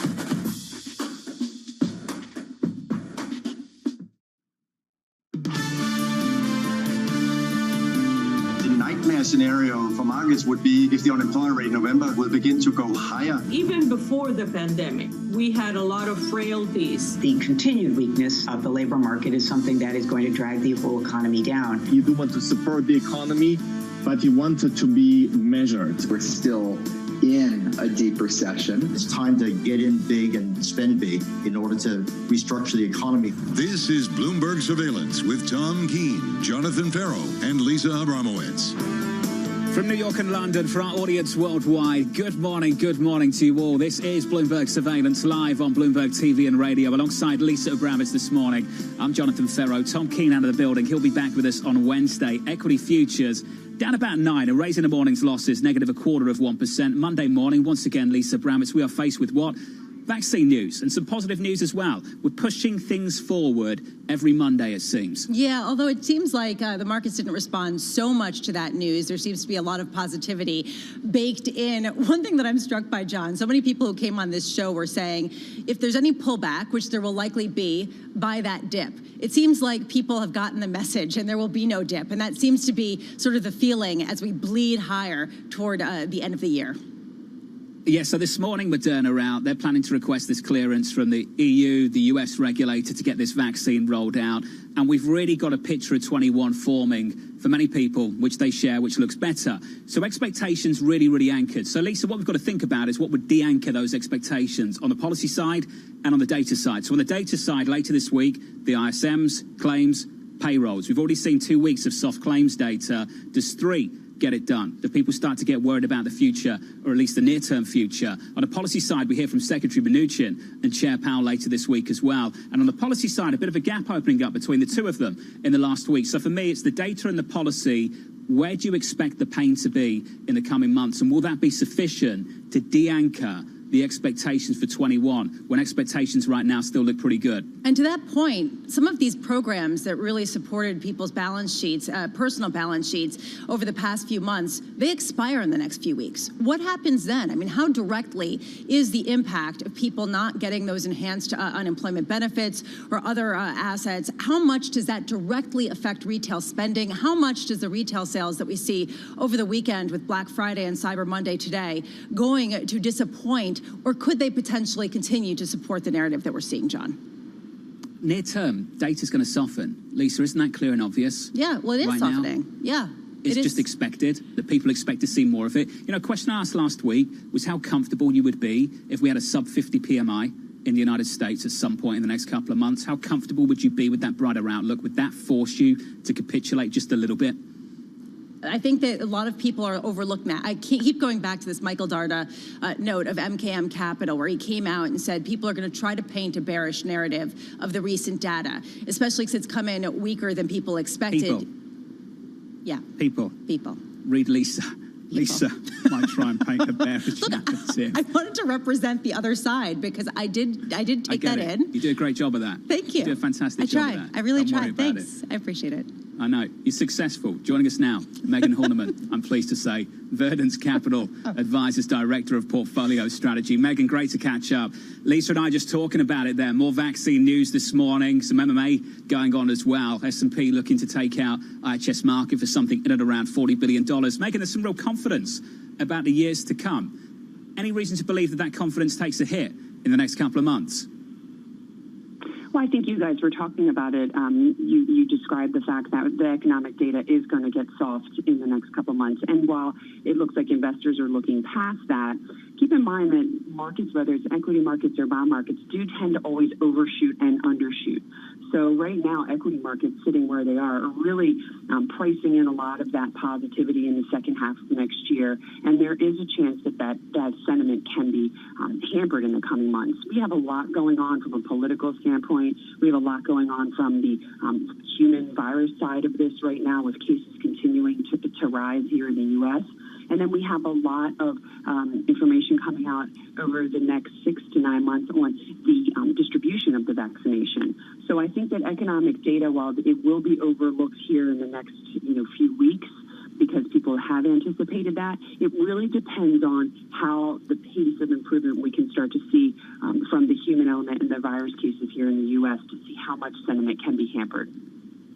Explaining this market has been so difficult all year, Megan. If we'd sat down January 1st and you and I were given a crystal ball and told what to expect with the world around us, and then asked how low would stocks be on the year, we wouldn't have come up with we'd be up 10, 11, 12% through 2020. If I explained what November looked like on October 31st and said to people, 10-year yield 0.87% coming into the month, we're going to have some really constructive news on the vaccine front. How high do yields go? You wouldn't have got that they'd be lower by a couple of basis points over the month, Megan. Just what is going on in the bond market, and can we have a sufficient explanation for it, given that we would have got all the explanations for everything else wrong, even if you knew all the data points for 2020?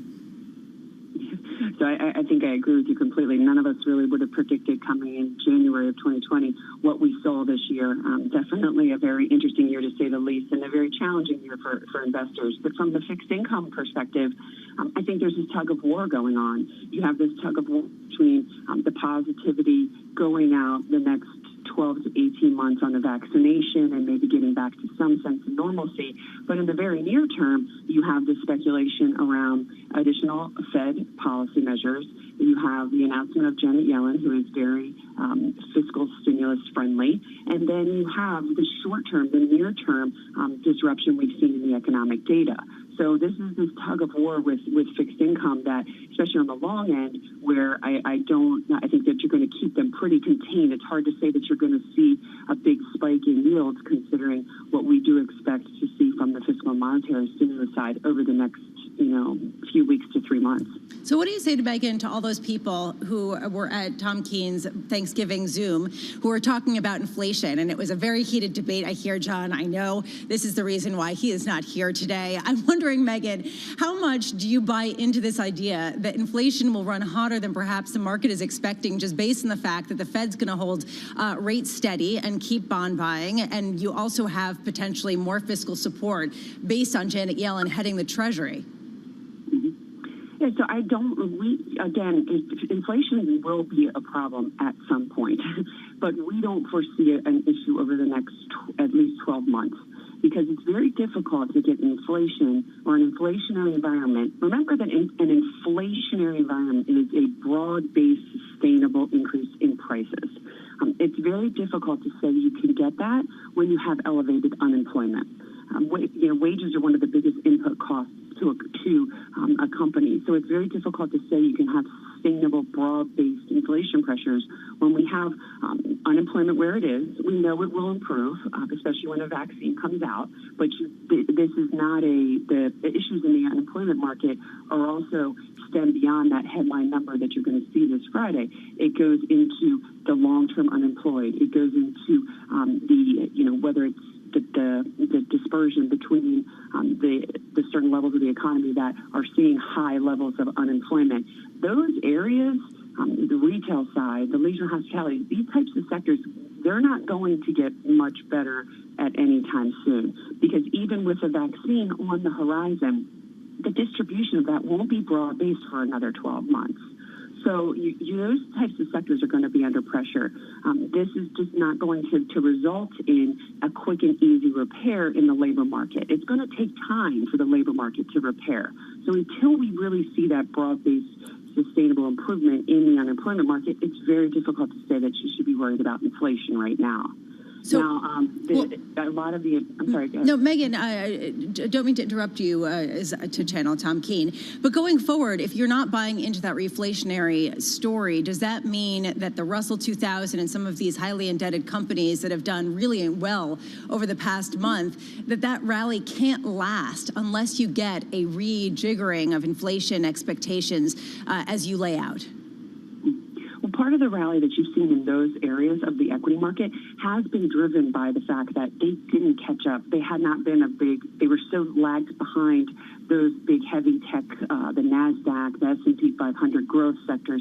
They had lagged so much that people are shifting into things that weren't bought up and things that do still offer some value regardless of the inflation situation. Now, when you talk about a reflation trade, there's different, or how to hedge against inflation. People look at that in a couple different ways, and we do here as well.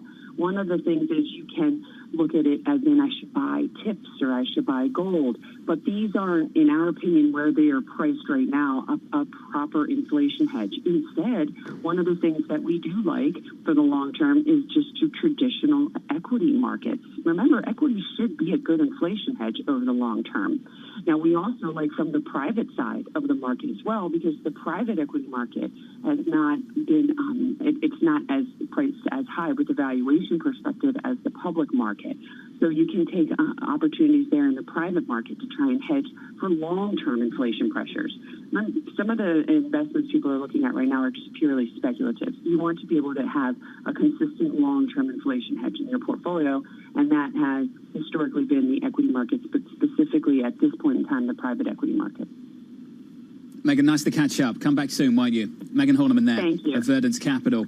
Looking ahead to next year, the average forecast for the 10-year yield on the Bloomberg right now, BYFC, Bloomberg Yield Forecast on your terminal to get hold of that. The average yield forecast, 120 year-end 2021. Lisa Abramowitz, 120 year-end. It's not out there, is it? No. It's not high. No. Given the optimism around the year ahead. I honestly have to wonder at what point, if the Fed is holding rates where they are, if they actually increase the duration of their bond purchases, as people widely expect at their meeting that's coming up here, how do we pair this? How do we understand this idea? I mean, they're not going to buy enough bonds to suppress yields in their own right. If inflation is going up, it's going to be really challenging for them to do that, John. This is a lack of inflation story. Well, let me ask you this then. For next year, what holds the key to a successful yield forecast for 21? Is it a policy call at the Fed, or is it the fundamentals? Fundamentals, I would argue. What about you? You think so? I think so. I just think a lot of people believe that yields haven't gone up this month because they think the Fed's about to extend the average purchase maturity in the purchase program. I think you're right, but Maybe I think it's wrong. fundamentals. Maybe this is it. Maybe this is the bond market for 21. I don't believe that you have different people who are locked in a room trading bonds and different people locked in a room trading equities. We say the bond market's trading on this. I get that asset classes trade on different things, but generally investors talk to each other sometimes. Nope, separate rooms. Coming Separate up, rooms. Jeffrey Wright, Eurasia Group, US analyst. Looking forward to that. This is Bloomberg. With the First Word News, I'm Rishika Gupta. It's the second biggest takeover this year. S&P Global has agreed to buy IHS Markit for $39 billion in stock. Current S&P Global stockholders will own a little more than 2/3 of the combined company. The takeover will bring together two of Wall Street's biggest data providers. Bloomberg LP, the parent of Bloomberg News, competes with IHS Markit and S&P Global in providing financial analytics and information. Moderna will ask for clearance for its coronavirus vaccine in the US and Europe today. A new analysis showed the vaccine was highly effective in preventing COVID-19 with no serious safety problems. That puts Moderna on track to have one of the first vaccines approved in the US. And a group of OPEC Plus ministers couldn't reach an agreement on whether to delay January's oil output increase. That leaves the matter unresolved before a full meeting of the cartel and its allies today. Bloomberg's learned that the UAE and Kazakhstan opposed a proposal to maintain the current cuts. Global news 24 hours a day on air and on Bloomberg Quick Take, powered by more than 2,700 journalists and analysts in more than 120 countries. I'm Rishika Gupta. This is Bloomberg.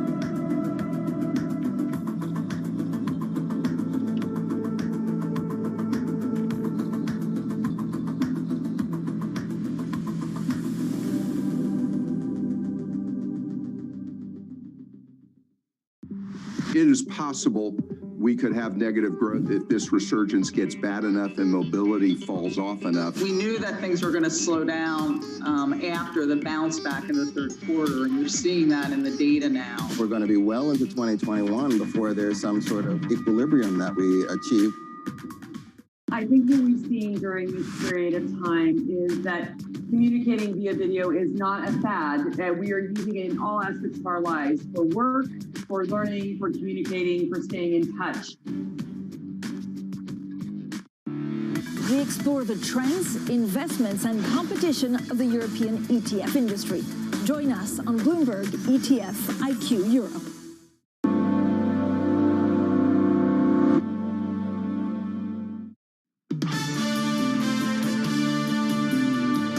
The economy is slowing. In fact, the labor market may be going into reverse already.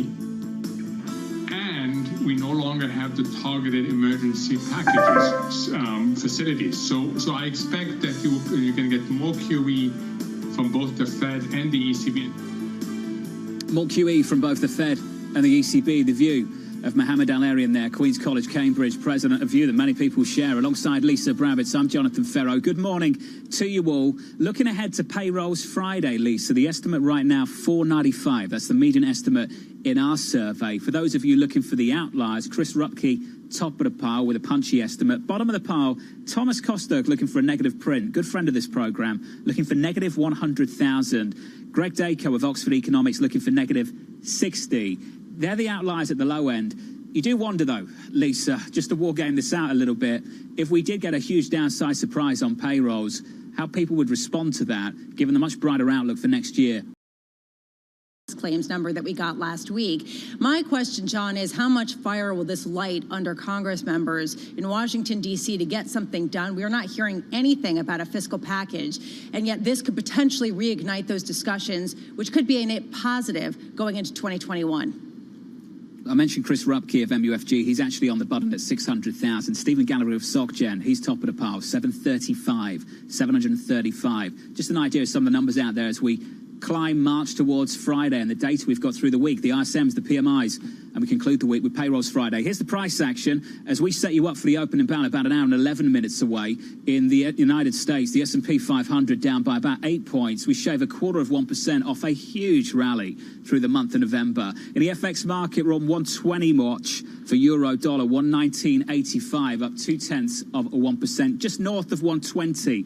The post-pandemic shock highs for the single currency before the ECB came back out and gave it a slap down. In the bond market, yields up a single basis point to 0.85%. That's the story of the market. Let's get to the story of Washington. Congress is back in action. What's the focus? Jeffrey Wright joins us now, Eurasia Group US analyst. Jeffrey, just walk me through things right now. Top of mind for policymakers down in D.C. as they get back together. What is it?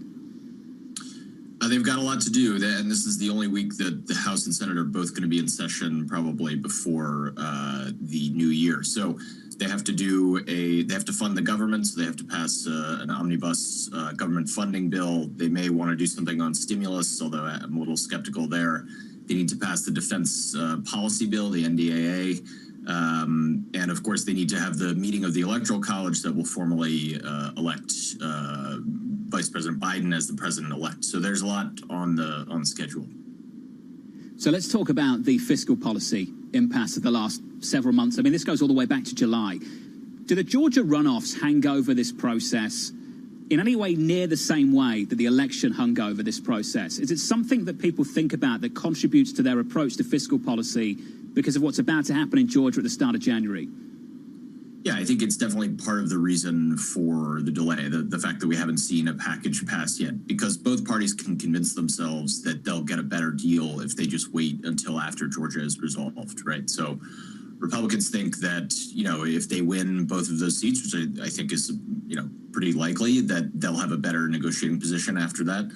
And for Democrats, it's sort of hard to convince themselves to settle for, a half a loaf compared to what they were asking for over the summer, when you still can hold out hope that, maybe we win both of those races in Georgia, and then we don't have to negotiate with the Republicans at all. We can just write whatever stimulus package we want. Jeffrey, there's a question of the Democratic agenda and how cohesive it is with the Biden administration, given the uncertainty with Georgia and just given some of the internecine battles that we have gotten word of. Just recently crossing the Dow Jones Newswire, Facebook and Google are said to be facing new antitrust suits in the United States. How much clout is there? How much power in the Democratic Party is there to breaking up big tech or coming up with more antitrust issues that could potentially be meaningful next year? Well, this is a place, again, I think, where control of the Senate is very important. I think, regardless, you're going to have more, even if Republicans keep the Senate, you're going to have more energetic antitrust enforcement under a Biden administration than was the case under President Trump. With that said, there's very little prospect that you could do things like legislative changes to the antitrust laws, which would be, I think, more concerning for the tech companies in the long run without a Democratic Senate. So I think it's a mixed picture. I think they're going to continue to face threats under existing laws, but as a whole new set of antitrust legislation written with them specifically in mind, I think unless Democrats take the Senate, and even then, it's quite unlikely. Although even then, Jeffrey, just to take a step back, based on the cabinet picks that Biden unrolled over the weekend, it seems like he's taking a pretty centrist approach to the entire administration, a pretty conventional approach to who he wants in his cabinet and how he's going to go about policy. Have we moved past the far left having more power in the Democratic Party, or do you think we're going to turn back to that narrative come early next year when the election is further in the rearview mirror? I don't know that I would put it in those terms. I think what you've seen so far from his picks is that he wants people that he's comfortable with, most of whom have experience in the Obama administration. I would say most of whom are firmly in the sort of center of the Democratic Party. And, for the most part, the left has not had a big win in this process so far. I mean, there's no large-scale figure that's associated with the left that's been named to a big job so far, and I think that will probably continue. There is more room, I think, for the left to influence his thoughts on policy debates, because that's really where the, most of the energy and momentum within the party is right now, is on the left. And so I think even while they have some losses on the personnel front, you're seeing their impact on policy fronts across the board. Jeff, before we let you go, let's just sit on policy for a moment, but international policy, trade policy. I've heard so much in the last week about what they'll do domestically. It's on the international side they can pull the trigger a whole lot more easily, and excuse the pun there, it was not intended. I want to focus on trade and not aggressive policies in the Middle East and the likes that we might be seeing in the next several months. Your view on what's about to happen with the United States and China. The FT put out a piece over the weekend about the EU making an approach to reset ties between both the United States and Europe to address all things China. Jeff, do you have any confidence there?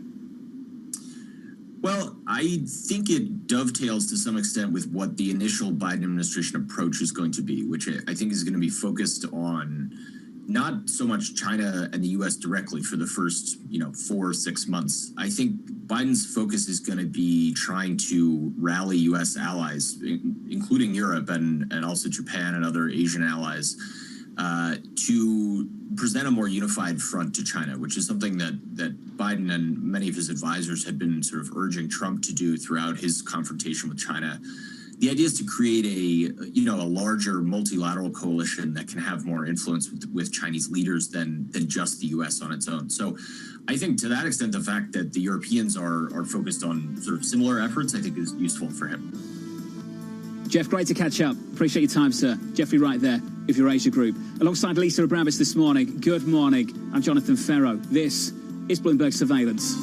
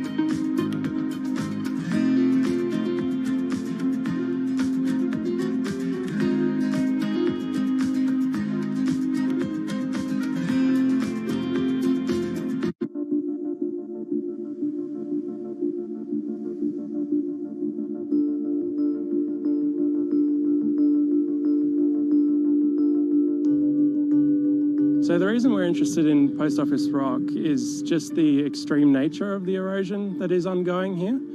In the last, well, since 1940, it's eroded about 100 metres and in quite a unique fashion.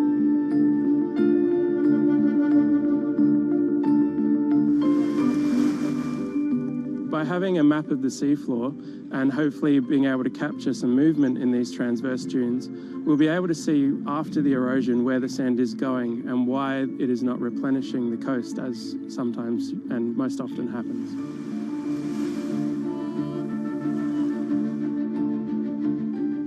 With continued sea level rise and future climate change, we're just going to see much more of this kind of event taking place. So it's a good proxy of what we expect to take place much more commonly by 2050, 2100 than is currently the case.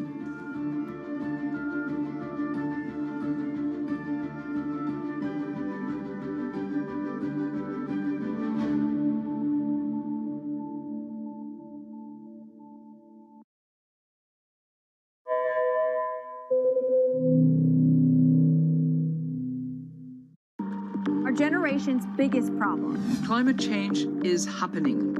And the world's most innovative solutions. Transport, industry, buildings, electricity, all of those things. Everything you need to know about our changing environment, the politics of global warming. We can and we will deal with climate change. In the fight against climate change, Bloomberg Green has you covered.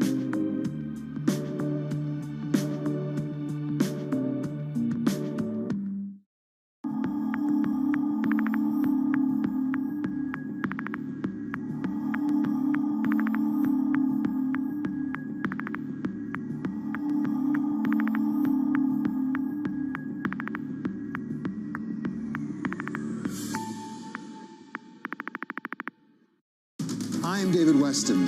Bloomberg Television is reinventing one of the most iconic brands in financial television for a new audience.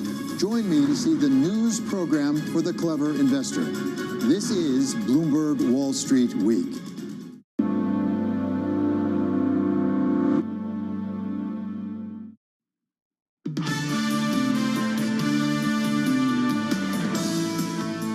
From London and New York, this is Bloomberg Surveillance live on Bloomberg TV and radio. Alongside Lisa Bravitz, I'm Jonathan Ferro.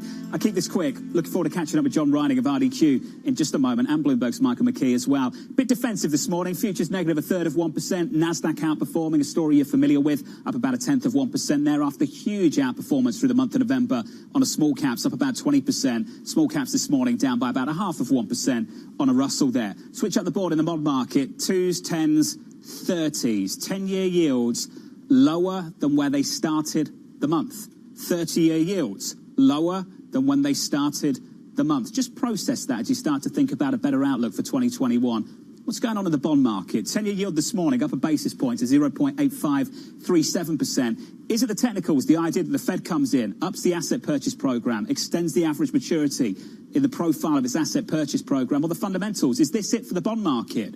Even with 2021 and the reopening trade, is this it? The story before COVID, after COVID, low yields, low rates forever, through the curve, not just at the front end? You answer that at home. Switch up the board. I want to finish on this in the FX market. Euro, dollar, the single currency just about approaching 120 at 119.83, up 0.2% on the session. Last time we got to this line in the sand, the chief economist at the ECB, Lisa, came out and went whack. I wonder if it happens this time again. Given you have to factor in, we've got some Chinese currency strength in the mix as well. How much does that just keep the ECB a little bit more patient than they otherwise would be? You've brought this up repeatedly, and frankly, I think it's a phenomenal point. This idea that as the dollar weakens, at what point does that tip policy over in China, and what point does that tip policy over in Europe? In the meantime, policy in the United States is getting a bit clearer because Joe Biden has announced some of his appointments, including to his economics team. Last week, we got Janet Yellen being nominated to be the next Treasury Secretary. Then we got Tandon, and we got a number of others, Cecilia Rouse, as well, to the economics team. Michael McKee, Bloomberg Economics and Policies correspondent, joining us now. Mike, who is the main person who stands out to you as shaping Joe Biden's economic policy?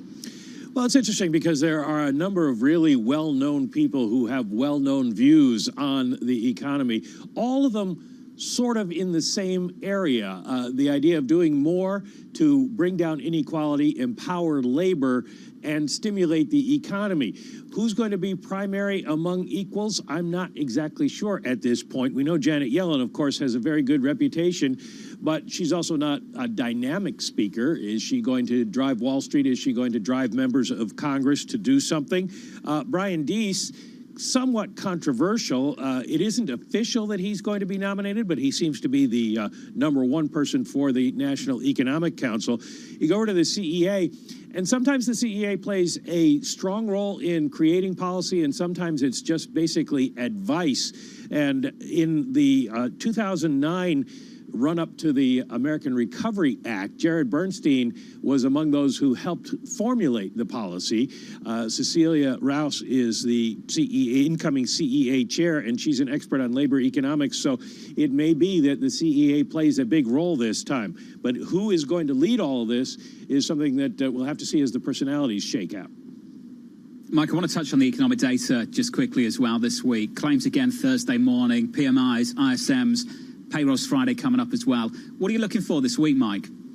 Well, I think you've got to see the big question for everybody in terms of the ADP and claims and the jobs report, although the jobs report is, as we've all talked about, old data, is do we see a deterioration in the economy that will put any pressure on members of Congress to come up with some sort of lame duck assistance to the economy? It seems unlikely given the fact that both the Senate and House have announced very short work periods between now and the end of the year, and they have to get a budget passed. They have to get the government funded by December 11th. So the odds aren't great, but if we get some really bad numbers or a clear sign that things are deteriorating, maybe that puts some pressure on them. So we'll be watching for that.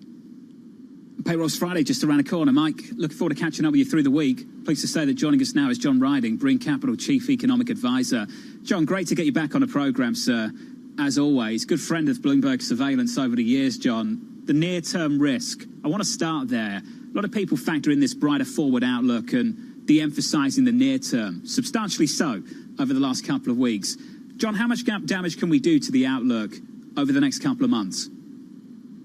Well, we could do quite a bit of damage. The key thing here is that the income support for the 10 million people or so who have lost their jobs since February effectively evaporates mid to late December.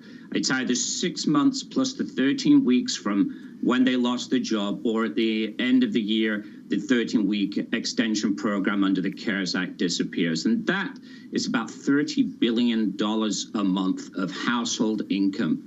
And from the macroeconomy perspective, that's not a huge number because of the accumulated savings that has gone on through the pandemic period, the excess savings, which totals about 1.5 trillion. But those savings, not much of those savings are going to be in those distressed households. So those households are going to have to cut back on spending. They're going to be distressed. And that is something that could hit demand. Not to think to the point where we see a negative growth print, but could certainly slow growth considerably, which right now we think for the fourth quarter at least is looking about 6% real GDP growth. Let me also say, and what's very important is when we get a virus and we can get the 4 million people or so in the leisure, hospitality, travel industry who really can't return to work, and especially with the upswing in the virus infections that we saw through in November, those people are going to have to need businesses to go back to. So that's another area. How much damage can we have to the actual employers, to the small businesses that employ many of those people between now and then? So there is real hope over the horizon, 6 months down the road with the vaccines, but the next few months are going to be, I think, quite difficult. John, I'm so pleased you started with the disparity beneath the aggregate numbers, because the aggregate numbers get talked about way too much, a high savings rate. The savings are exactly where we don't want them to be. They're in the hands of the people with a lower marginal propensity to spend, and the people without the savings are the people where we'd like to see the money as things open up, because they're likely the ones to go out there and spend it immediately, John. Going forward from here, I think if there's any complacency, it's because people have been conditioned by the experience of the last few months, where we snapped back so quickly, and the recovery in America was much, much bigger and better than I expected, and many others too, John. And there's a belief that if we go into a small downturn, we'll come out of it the other side just as fast. Is there any reason to believe that wouldn't happen, John? Well, as I said, it really matters about are the businesses going to be there to re-employ people. So we do have a very difficult period in markets where we need to work things out. For example, commercial rents. What's going to happen? There was a report out from the New York City Hospitality Alliance a few weeks ago that said 88% of renters, commercial renters in New York City couldn't make full or whole payment of the rent or partial payment of the rent in October. So what's going to happen to those businesses? Is the accumulated rent burden going to be a major obstacle for them reopening? Are they going to throw in the towel, sadly, when the end is very much in sight? We don't know. But that's important. It's not just about demand. It's about businesses to employ those 10 million people who will be ready and able to go back to work once the vaccine is available. John, as you talk, I think about what Catherine Mann of Citigroup was saying last week, which is the economy that emerges from COVID will look very different in part because the biggest companies have had the best chance of survival, while the smaller ones have gone out of business at a record pace. And I do wonder, what is the long-term structural economic damage of this entire swath of smaller companies that have gotten wiped out, given the fact that they account for so much of the hiring in the United States and elsewhere? Well, that's an absolutely great point, Lisa, because if you look at the U.S. labor market, about half of people employed work for big businesses, and the other half work for small businesses. So we can't have enough expansion in big business activity to employ those people. Small businesses really are a great part of the entrepreneurial side of the U.S. economy. And I have no doubt that 2, 3, 4 years down the road, whatever the damage is done over the next few months, entrepreneurial America will come back and will come back strongly. But that's a very long time frame for someone who has lost their job and doesn't have that prospect of getting back to immediate employment. So yes, we do have to use the rather overworked term of ideas from Charles Dickens, A Tale of Two Economies. We do have the large big tech, large cap economy that's adjusted well through this in terms of e-commerce, and some of the big names have gained business. And then on the other hand, you've got the small businesses, especially in restaurants, in the hospitality industry, and some of the larger businesses in that area like airlines, which are really, really struggling. And I think that that's got to be a major priority. If we don't get something done in this lame duck session, and it's a very short lame duck session with an awful lot to do in it. Heaven forbid we would have a government shutdown in the midst of all of this. If we don't get that done, that has to be the #1 focus alongside vaccine distribution for the incoming administration. Hey, John, great to get your view on the programme. Stay well and send my best to the family, won't you? John Riding there of Bring Capital. Thank you, John. This is the situation, isn't it, Lisa? I think there is a belief in the economics community that we can do some real damage. The short term does matter to the medium term. And when you come on programs like this and people start to disentangle the short term and draw a firm line, hard line between the short term and the medium term better, short term will look right through that. The short term can weigh on the medium term outlook. And I know that sounds stupid and obvious and very intuitive, but that's not what the conversation has sounded like over the last 4 weeks. Exactly. That's why I smile when you say intuitive and straightforward, because it has been anything but. I also think, though, that the averages mask the reality on the ground, and I'm so glad that John Riding really highlighted that, the disparities here, and you highlighted this well, the idea that the people who have the propensity to spend do not have the money in the bank. That will have an impact. If I hear about a high savings rate again, when that's just the aggregate number, the disparity is where the story is, and a story that needs to be told continuously. Coming up, Dr. Howard Foreman of Yale University, alongside Lisa Abramowitz, I'm Jonathan Ferro. Futures are negative, they're down 11 on the S&P, we're negative 1/3 of 1% after a monster rally through November. This is Bloomberg. With the First Word News, I'm Rishika Gupta. Two of Wall Street's biggest data providers are joining together. S&P Global has agreed to buy Market for about $39 billion in stock. It's the second biggest deal of the year. The proposed tie-up is part of a race for scale. The industry's largest players are trying to capitalize on a surging demand for data and analytics. Bloomberg LP, the parent of Bloomberg News, competes with IHS Markit and S&P Global in providing financial analytics and information. Bloomberg's learned that Joe Biden will name longtime Democratic policy staffer Neera Tanden to be his budget chief. Senate Republicans could block the nomination because they see her as too progressive.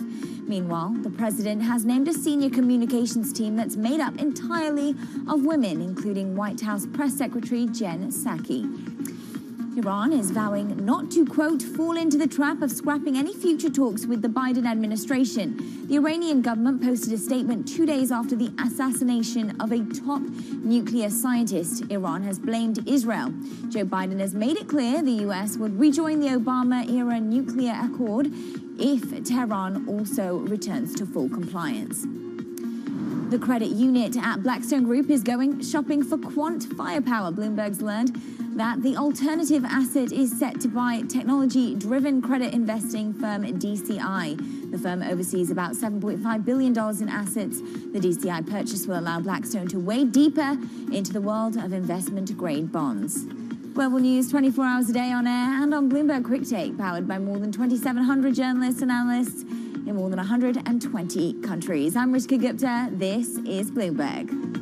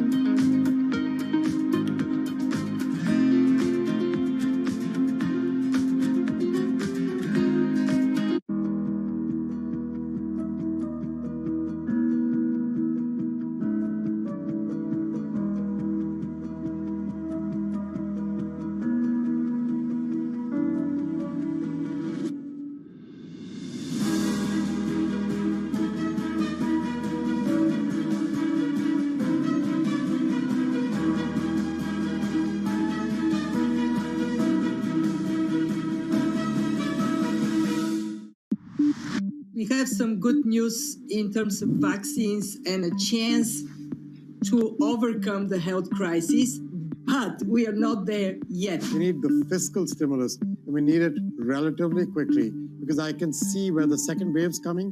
You can see consumer spending beginning to get impacted again. What we need surveillance to be stronger.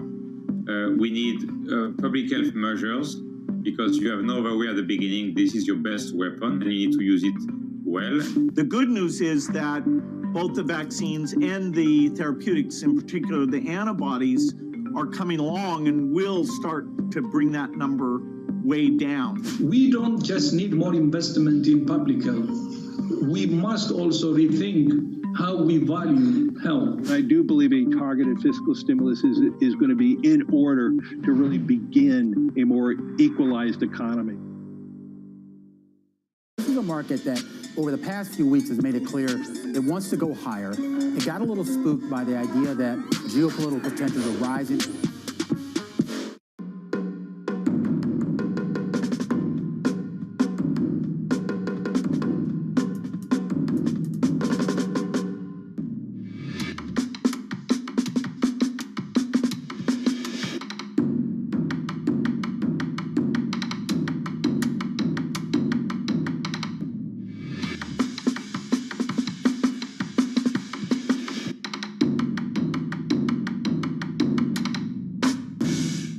valuations, particularly, sort of the technology landscape, have gotten to some pretty extraordinary levels.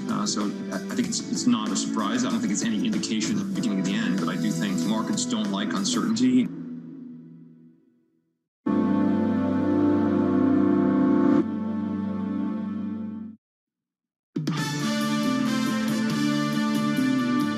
Within 24 to 48 hours after submitting their EUA, we, from a federal perspective, have promised and have set everything up so that we can quickly review those EUAs and hopefully start sending out vaccines, again, within 24 to 48 hours. That was Jerome Adams there, the US Surgeon General, speaking to Fox News Sunday over the weekend. That comment coming before we got the news this morning from Moderna that they're planning to request clearance for its coronavirus vaccine in the US and Europe as soon as today.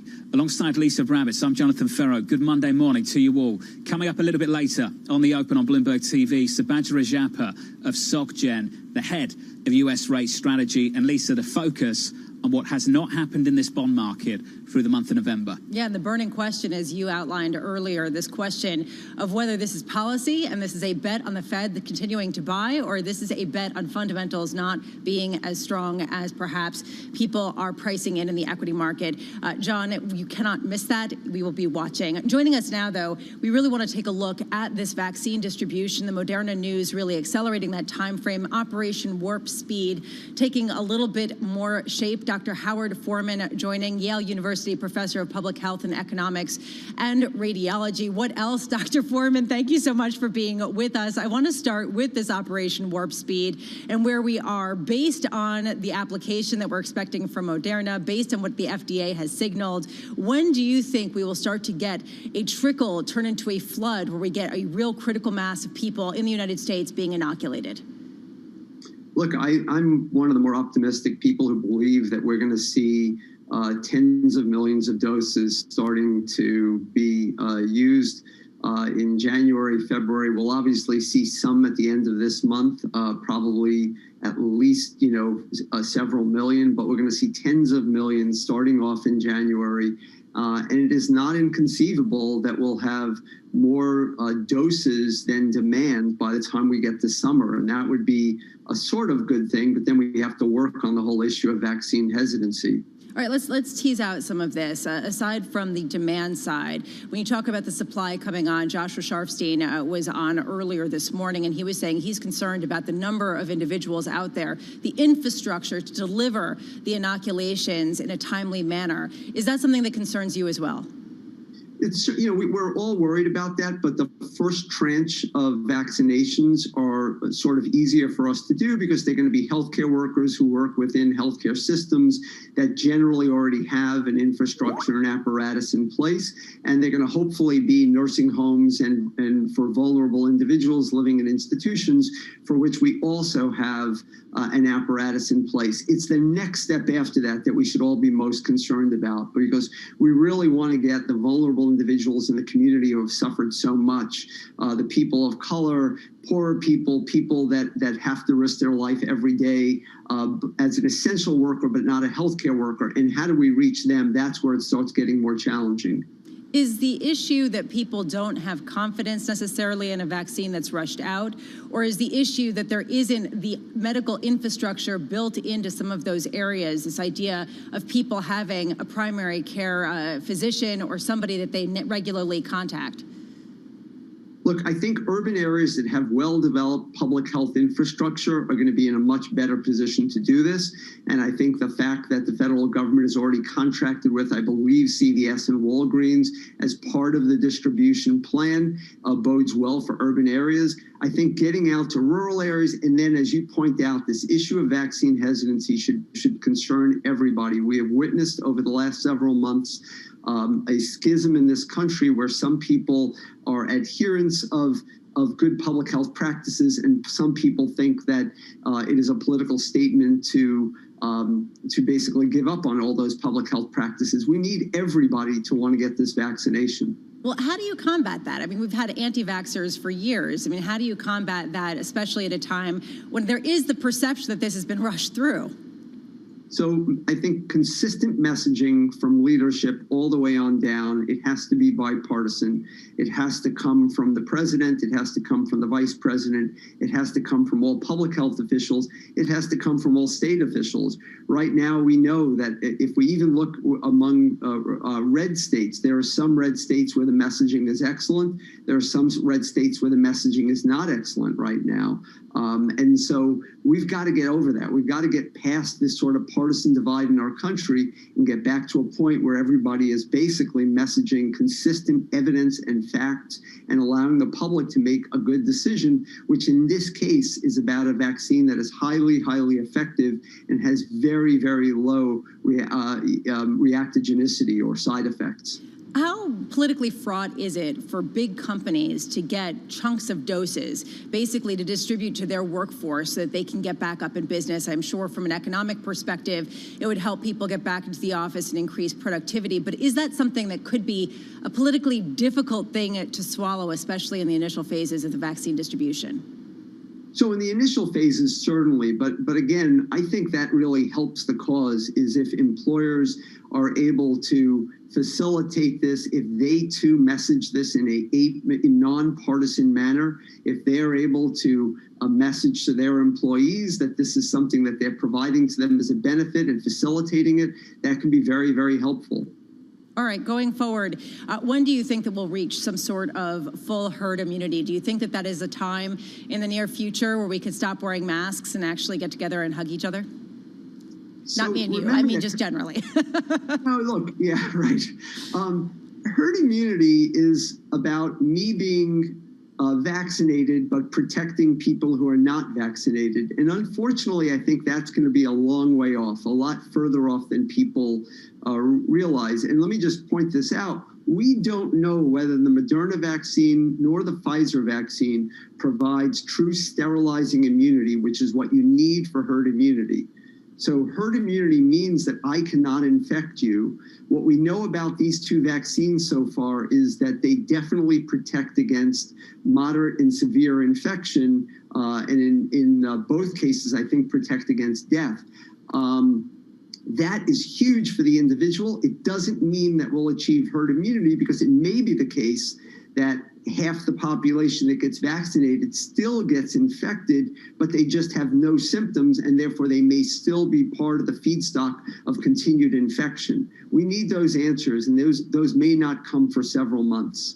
Dr. Howard Foreman, thank you so much of being with us of Yale University. Certainly people are putting their hope in the vaccines coming out and putting an end to some of the pandemic that we have seen so far that seems to be accelerating and worsening throughout the United States and around the world. There is a question of what the new normal looks like. It is a question I face every evening when I go home to my children. Taking a look at these markets after a record-breaking month, we are looking at a little bit of an easing, but definitely not that much. S&P futures off the lows earlier, down just now 0.2%. 10-year yield sticky at 85 basis points, not going anywhere. And meanwhile, we're seeing the euro just break up against that 119, 120 mark that John was talking about earlier, this question of whether the ECB will start to respond to weaken it. And then, of course, the VIX index creeping up. It's still very low. Coming up on Bloomberg Television this afternoon, Noubar Afsayan, Moderna chairman and co-founder. Don't miss it. This is Bloomberg.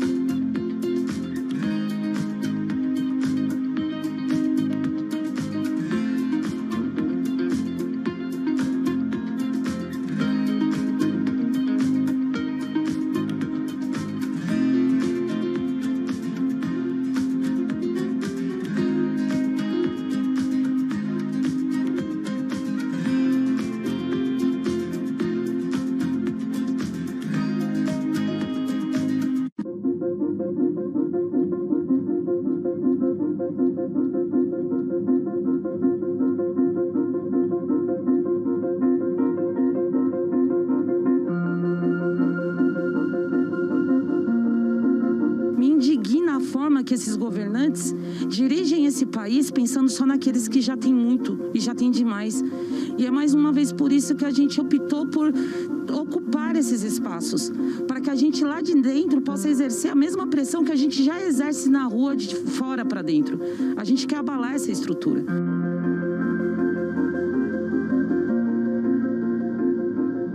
Eu tenho muita esperança, tenho muita fé em Deus que aqui a gente ainda vamos conseguir a nossa moradia digna, a nossa casinha para, ao menos nos últimos dias de vida, se vender numa casa.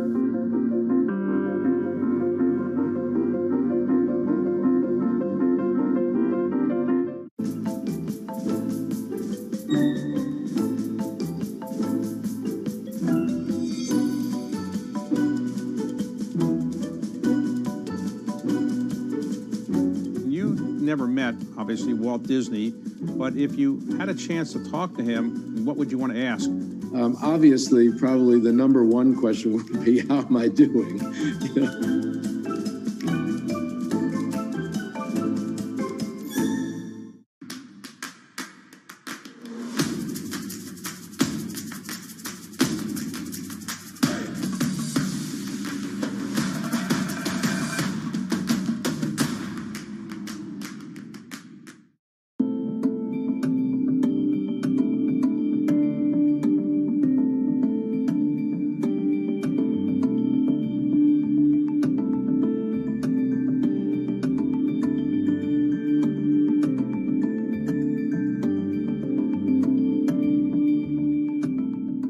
A sense of the real-time action, the 10-year yield tumbling now 11 basis points, so continuing in this knee-jerk risk-off feel.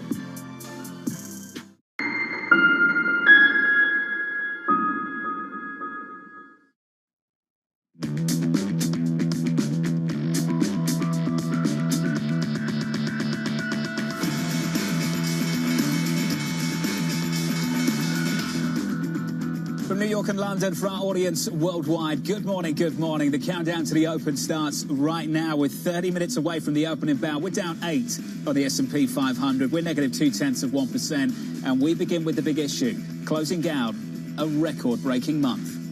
A very strong month for risk assets. Look at the month of November. Global equity markets up 13.6%. Quite remarkable market development over November. You're going to see the rally continue. It's a very different type of rally. An opening of the economy rally. Back and forth momentum-driven trading. Huge dispersion. Markets are very euphoric. Euphoria around vaccine news. The vaccine is a game changer. Most people expect that it's all about the destination, regardless of the journey. To see whether the market will continue to have legs. They have the wind at their back right now. We will have to have confirmation of those vaccine hopes. Another Monday, another vaccine development fueling vaccine hopes. Moderna planning to request clearance for its vaccine as soon as today. The US Surgeon General promising pharma companies a rapid review. Within 24 to 48 hours after submitting their EUA, we, from a federal perspective, have promised and have set everything up so that we can quickly review those EUAs and hopefully start sending out vaccines, again, within 24 to 48 hours. The nation's top disease expert, Dr. Fauci, reinforcing the timeline, hoping for action ahead of the new year. There is light at the end of the tunnel because we will really be seeing vaccines soon. We likely, almost certainly, are going to be vaccinating a portion of the individuals in the first priority before the end of December. The light at the end of the tunnel, just how long is that tunnel? Bloomberg's Kaylee Lyons joins us now for more. Morning, Kaylee. Good morning, John. Well, I'm just going to call November the month of the vaccine. 4 consecutive Mondays that we have gotten news on that front. This morning, of course, it comes from Moderna releasing the final analysis of its vaccine trial showing 94.1% efficacy. Now, that was basically in line with the preliminary results we got earlier this month. It was largely expected, but still it is a step forward. And Moderna says it's expecting to file clearance for both the vaccine in both the U.S. and the EU later today. Not all candidates, though, making such progress. This morning, Novavax saying the phase 3 trial of its vaccine candidate will be delayed for a few weeks. The interim results now not expected until the first quarter. You can see the divergence in the share price action this morning. And what's interesting, John, is in the broader market, the vaccine not having the effect that it did earlier this month. Usually positive vaccine data bringing some cyclical strength that is not taking shape this morning. You can see the NASDAQ looks set to outperform, opening higher in the green potentially by about 0.2, while small caps look set to underperform, and the S&P 500 looks set for a softer open. Of course, that a divergence from Mondays past in November. John, Mondays have been strong days led by cyclical strength. So far in the month of November, 1 days on average have seen a rally of about 1%, and then those gains kind of taper off into week's end. We're just going to have to see what December brings, John. Of course, this is the last trading day of November, and our December Monday's going to be this exciting, John.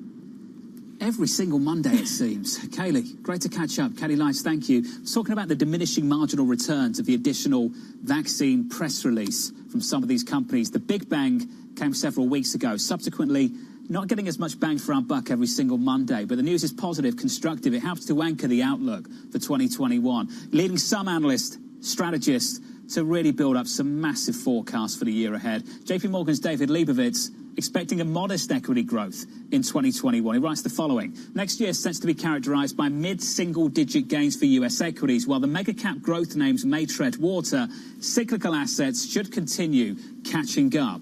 We expect these assets to outperform over the next 12 months, but long-term, we maintain our preference for growth. David joins us now for more. David, that's exactly where I want to go. The catch-up trade into next year, and then the trade beyond. Walk me through it. So I think there are a couple of things that are important to recognize. The first is that more cyclical assets and value-oriented assets tend to outperform during periods of accelerating economic activity and rising inflation expectations. And when we think about the next 12 months, we very much believe that is going to characterize the coming year. But I think it's important to take a step back and think about the ability for economies to grow over longer periods of time and what the trend rate of growth really looks like. We recently released our long-term capital market assumptions, and frankly, they haven't really changed all that much. You know, we still look for trend growth in the U.S. of just below 2%, and we think that is an environment that we will return to longer term. Now, when we think about that macro backdrop, it is much more conducive to the outperformance of growth relative to value. So we see some room for international and cyclicality and small caps to catch up here over the next 12 months as the economy comes back online. But longer term, I think it's difficult to envision a world that is significantly different from the world that we were in for the better part of the past 10 years. Does that apply to the bond market as well then, David? So I think the bond market's a little bit more complicated given the intervention we've seen from policymakers. And, you know, when we listen to the messaging from the Fed, from the ECB, from all of the developed market central banks, they continue to tell a story of accommodation. And so I think you could see a limit to how much interest rates rise as the economy accelerates over the coming year. But I think, you know, subsequently, we need to keep an eye on inflation because that's going to be what forces central bankers' hands. Until they see the whites of the eyes of inflation, I don't think they're going to do much. But, you know, even once inflation has been above 2% for some time, we do expect the Fed to gradually begin tightening policy. So marry your bond market view with your cyclical rotation view, David. How comfortable are you sitting in the banks for 12 months with no prospect of rates going up through the whole of that time period? So I think when it comes to the financials in particular, we need to be selective, and we definitely have a preference for the larger banks, the more significantly sized financial institutions, because they have more diversified revenue streams. You know, you look at the traditional regional banks, they make their money off of lending. They're the ones that are really married to the spread between 2s and 10s. When we think about the larger financial institutions, we do think that greater breadth in businesses that they run does mean that they can do a little bit better over the course of the coming 12 months. We also expect that over time, buyback programs will be reinstated, and that combination of healthy dividend yields and attractive buyback yields is part of what keeps us coming back to the sector. And we layer on top the fact that it's one of the few parts of the market that continues to look cheap. So I know a lot of people don't like it, but we continue to see opportunity there. That's the hope in Europe as well, that the dividends come back and that trade can continue to perform. I know JP Morgan's a big place, David. This came from Mislav Matejka, so I'm not trying to put you on the spot to get you to disagree with your colleague. I just want to read the quote that came from some of your research this morning. We upgrade Eurozone to overweight and we reduce the United States to neutral. Relative earnings trends have favoured the US over the Eurozone for a while now, but a potential bounce in relative earnings of the Eurozone could be on the cards. David, that seems in line with the kind of thing you're thinking about over the next 12 months. Is that fair?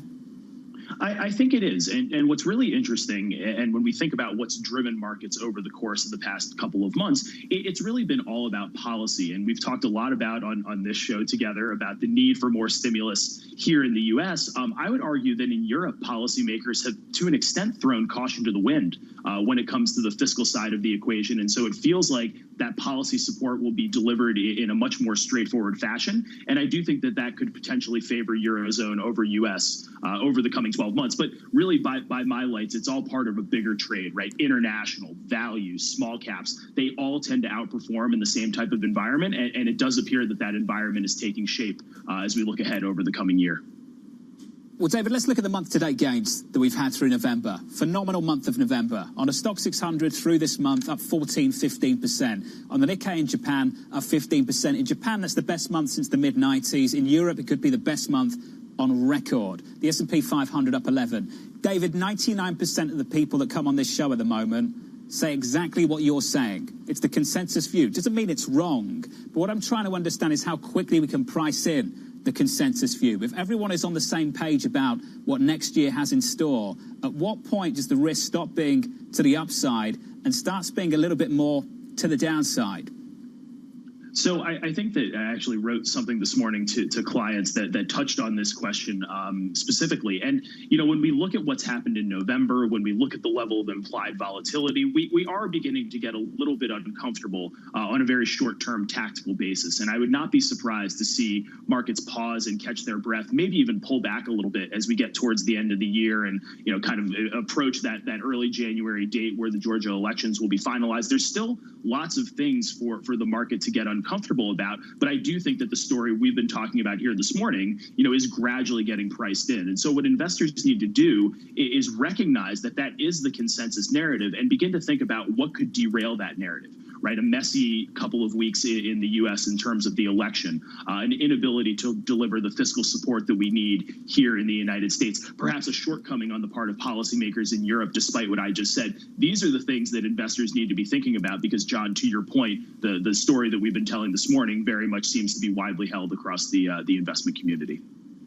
David, always great to catch up, sir. David Leibovitz at JP Morgan, my best to you and the team. Another consensus position going into next year is a weaker dollar. Let's get euro dollar back on the screen. 119.93. The intraday high for the year, 120.11 in early September. When we got there, ECB chief economist Philip Lane came out and slapped it back. 119.93. Just had a little bit of a pump in the euro here. Some dollar weakness coming through this FX market as well. Just keep an eye on that through the next hour or so. That's the story of the market with your movers. Here's Abigail. John, well, in this record-breaking month for stocks, traders seem to be taking a bit of a breather this morning. The major averages basically mixed on very small moves. So let's take a look at where the movement is. But one reason for the small moves for the major averages, or at least the S&P 500 and the NASDAQ, Amazon up just 0.3%. It is Cyber Monday, though, off of its pre-market highs. Nonetheless, higher on Cyber Monday and this Cyber Week. And GameStop right now heading to a third up day in a row, up 10% in the pre-market, possibly up more than 25% over the last 3 days. A piece of it, Cyber Week deals, plus strong signs of demand for other consoles. And it seems that we do have a little bit of a stay-at-home flavor today, despite the positive news around Moderna's vaccine. Zoom and DocuSign are also sharply higher. As for big moves, but in the opposite direction, Tesla heading to an 8th day up out of the last 9 days in the month of November. It's incredible, up 50%, of course, on its inclusion in S&P 500. Nikola, not so much. GM downsizing that deal, John, plunging in the pre-market, down 21%. Abigail, thank you. That's the latest on the moves ahead of the opening bell. A developing story over the last several years, a breaking story this morning. To bring you the update, here's Bloomberg's Michael McKee. Good morning, Mike. Good morning, John. Basically, what we're getting this morning from regulators are dates for the end of the London Interbank Offered Rate, LIBOR. The regulators are saying that the ICE Benchmark Administration is going to stop publishing LIBOR U.S. dollar rates for 1 month and 2 month U.S. 1 week and 2 month settings on December 31st, 2021. Other tenors, including the all-important 3-month tenor, will be published until June 30th of 2023 for existing contracts only. This will help let the $200 trillion in contracts roll off, expire before they get to that date, John. Michael McKee, we'll touch on that a little bit later this morning. We'll catch up with Subhadra Rajappa of SocGen as well on this very topic. Coming up on this program, the Trump administration reportedly planning to ramp up tensions with China yet again, just before President-elect Joe Biden takes office. That conversation up next with Peter Cheer of Academy Securities. From London and New York this morning, good morning. This is Bloomberg.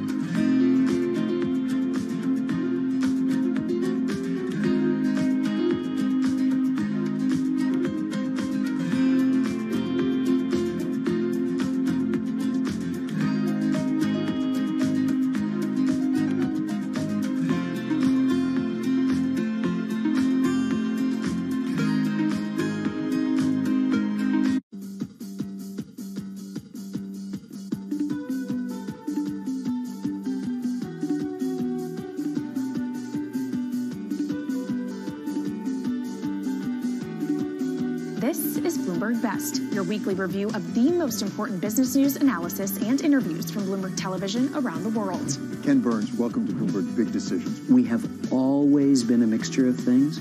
We are always stronger for that mixture. Growth is a way to stay competitive, delight more and more consumers.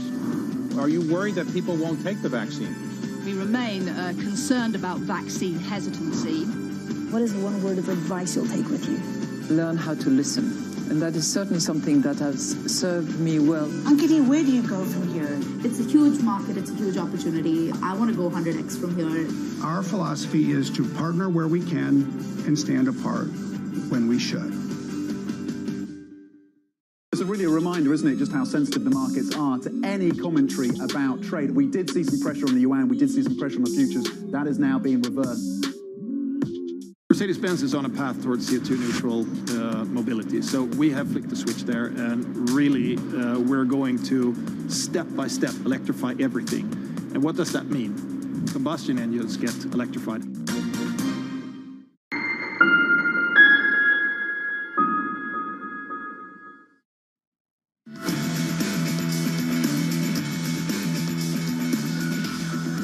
Instead of combating the Chinese and trying to dissuade them from their goals by sanctions and tariffs and trade policies and whatever, I think the Biden administration is going to aim more towards strengthening the U.S. economy and its industrial strategies. If Congress allows President-elect Biden to do it, there are programs to be done that can pull the U.S. forward ahead of China. High Frequency's Carl Weinberg there, weighing in on future U.S.-China relations as the Trump administration reportedly prepares to ramp up China tensions yet again before leaving office. The EU looking to improve its own relationship with the U.S. by capitalizing on those very trends. The Financial Times writing the following: the EU will call on the U.S. to seize a once-in-a-generation opportunity to forge a new global alliance to bury the tensions of the Trump era and meet the strategic challenge posed by China. Bloomberg Chief Washington correspondent Kevin Cirilli joins us now for more. Kevin, this is the topic that I want to touch on with you because I think it is so very important. We've talked so much about domestic policy with the incoming Biden administration and not enough on something they have a lot of control over: trade. What are you hearing, Kevin? Well, precisely. And in fact, tomorrow, the Biden transition team is going to formally announce some of their economic members to the team. And to that point, precisely that clip that you just read from the Financial Times, that's music to likely Secretary of State Antony Blinken's ears as it relates to trying to form a much more multilateral, multinational cooperation in terms of alliance building, economic from a global trade perspective. And then take a look at some of the members expected to be announced tomorrow. Cecilia Cecilia Rouse as the Council of Economic Advisors chair. She's currently a dean at the International School of Relations at Princeton University, had previously served in the Obama Economic Advisors team, as well as Neera Tandon, who currently chairs the Brookings Institution, which is a progressive think tank, centrist progressive think tank, though they might take issue with that label, here in Washington, D.C., to be the budget director. She also is someone who has served in top Democratic circles for quite some time. All of that comes as Janet Yellen is going to have one of the most forward-thinking globally roles that she's had in her career, expanding her portfolio from the central bank and into the Treasury Department, and will be working in lockstep with someone like Tony Blinken, if he is confirmed as is expected to Secretary of State, on those tariff, sanction, and geopolitical economic issues. Jonathan? Kevin, great to catch up. Another busy one ahead for you. Kevin Cirilli down in Washington. Thank you, sir. Academy's Peter Chip weighing in on US-China relations under Biden, saying it's a different administration, but the goals remain the same. He wrote the following: the relationship has a national security interest at virtually every level now and will impact how the Biden administration thinks about trade and supply chains, but the end goals remain the same, focusing on tech, 5G, medical equipment, and pharma. Peter joins us now for more. So, Peter, let's talk about the end game. The objectives are the same. You've said that already. So tell me how the plan is different, how the process is different, how the strategy is different. I think the process is definitely going to be very different at the start, where we are going to try and coalition build. We're going to try and work closely with Europe. We're going to try and work closely with some of our other allies to get what we want.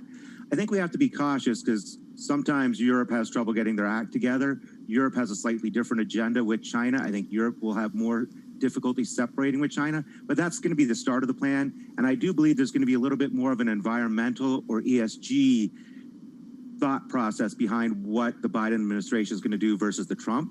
But the end game, I do believe, is the same: to bring back a lot of manufacturing, particularly in the pharma space and technology. So bring up the euro. Let's get to euro dollar, 119.95, approaching 120. Peter, there is a belief that part of the dollar weakness story through next year is largely because we have a different approach from an incoming administration in the United States. Peter, to me, it doesn't sound like you buy that story. No, I think a lot of what's going on the dollar is twofold. One, it's we have negative real yields that are lower in some cases even than Europe. So our nominal yields are still higher, but our real yields are actually lower because there is this expectation that we will achieve some inflation growth. So I think that's been impacting us versus the euro. And I do believe China, as part of their ongoing efforts to win with us, is actually comfortable with a stronger currency.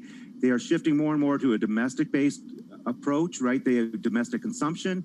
I think the fact that they are the third largest user of energy and only probably the sixth or seventh largest producer means they can actually benefit a little bit from a stronger currency. So I think that's playing hand in hand. So to me, it's really a shift in China policy as well as this negative real yield phenomena that we're dealing with in the U.S. Right. Everyone seems to be bullish right now. Another story, Peter. Is that enough reason to be bearish? I'm not sure if it's enough reason to be bearish. Having said that, people have become very excessively, optimistic about everything that's going on. I think a lot of that is priced in. I do believe that Tesla's inclusion in the S&P 500 is clouding a lot of trading patterns. We're seeing, I think, activity basically getting people ready to position for that inclusion, which will require a significant amount of buying of Tesla at the expense of selling of other shares. So I think it's hard to get a good read.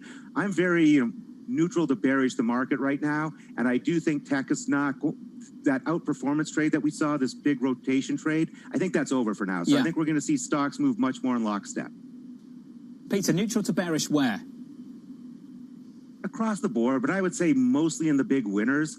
I think people took some of the wrong signals over the past few weeks of what has been going on, and I think people are underestimating how much of this is really related to that S&P inclusion. So I think December 21st is going to be a really important date when that inclusion actually occurs, and we'll see how markets respond after that. Peter, what you're saying right now is so important and so powerful. I think so many people have found it so difficult this year to explain what's been going on in financial markets. If you do think they're drawing the wrong conclusion on the price action and gripping to the wrong narrative, what are the broader implications of that, Pete? I think really coming into the start of next year, what we could see is an economy that responds very positively to policy, and a market that might not respond as positively because so much is priced in. So almost the inverse of what we saw going on, throughout the summer. The markets led the way higher and the economy followed along. I think now we might see the economy actually really start to benefit from policy, from stimulus, from this changing of the guard, but the markets might not be able to do much because so much is already priced in. And we're still not talking about the possibility of higher taxes, which I think is something that we really have to start, being at least mildly concerned about. Peter, that would be a big mistake if any administration allowed that to become part of the discussion. Don't you think, to tell people that that could be something that's coming down the road, don't you think that could actually derail the recovery? I think they are going to be very cautious because, again, this concept of this K-shaped recovery, where you've really had the big haves and the big winners, and a lot of people who are still suffering, depending on who gets what in this administration, you could see some efforts, I think, to take from that top part of the K and redistribute it down to the bottom part of the K. Peter Cheer of Academy Securities, thank you, sir. Thank you very much. Just getting a headline from the Treasury and the Fed to extend 4 lending facilities until March 31st. Secretary Mnuchin approving the extension of 4 emergency lending facilities. I've got to go very quickly, but on the other side, we'll catch up with Michael McKee to break down what these headlines mean for all of you out there as well. Coming up, we'll get you some morning calls. We'll get you the breakdown of these headlines, and the opening bound not too far away either. Futures slightly negative. This is Bloomberg.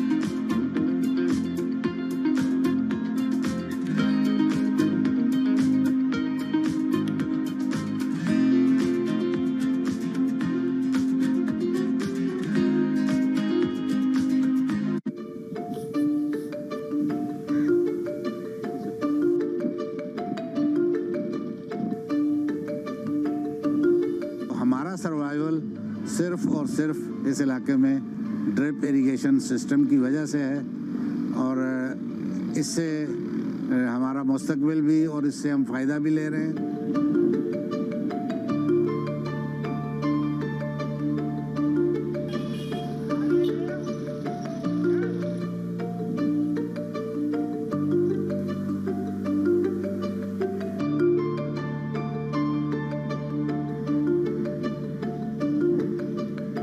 तकरीबन 20,000 square kilometre land जो है वो abundant पड़ी है, जिस पे कुछ भी एग्रीकल्चर टेक्निकल तरीके से नहीं हो रही।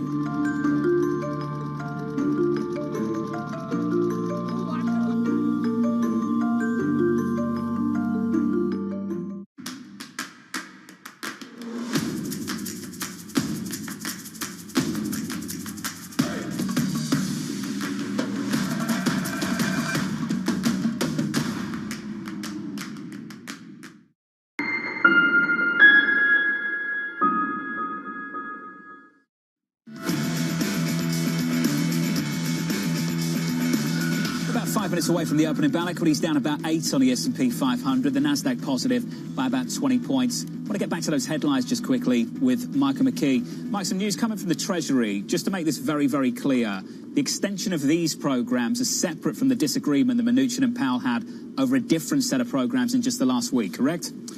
Essentially, John, this news is actually coming from the Fed, and what they're announcing is that they're going to extend the programs that Stephen Mnuchin said they could extend. The corporate paper program and the money market program, the 4 programs that the Treasury said would be allowed to extend are going to be extended until March 31st, so through the first quarter. The rest of them still going away. That clears that up very quickly with Michael McKee. Thank you, sir. The opening bow just around the corner, 4 minutes away. What a month in November. Don't you all just want to wish goodbye to 2020 already? 1 month to go. This is Bloomberg. This is Bloomberg.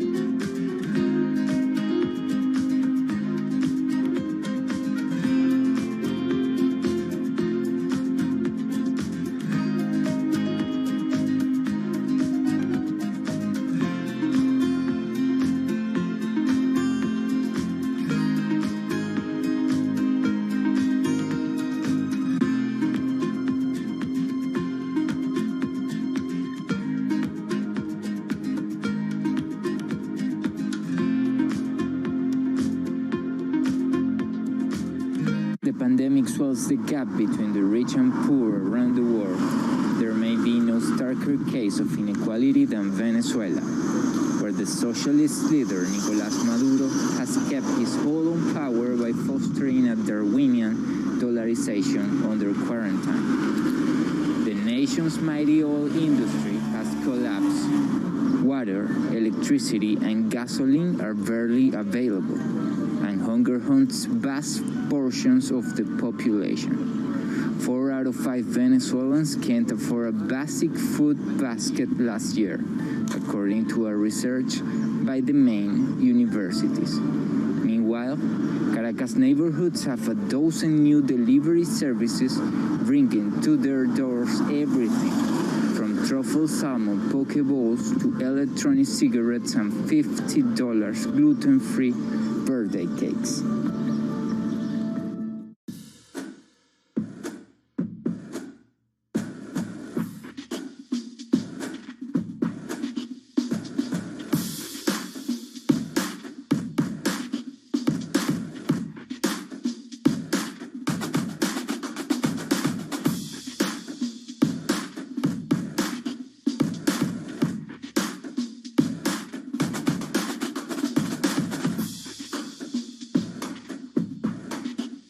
Their CPG history, their experience, and really how we might be able to combine together to really create this fantastic public company. And so we kind of got into the SPAC thing a little bit before it became such a hot method of going public. We explore the trends, investments, and competition of the European ETF industry. Join us on Bloomberg ETF IQ Europe.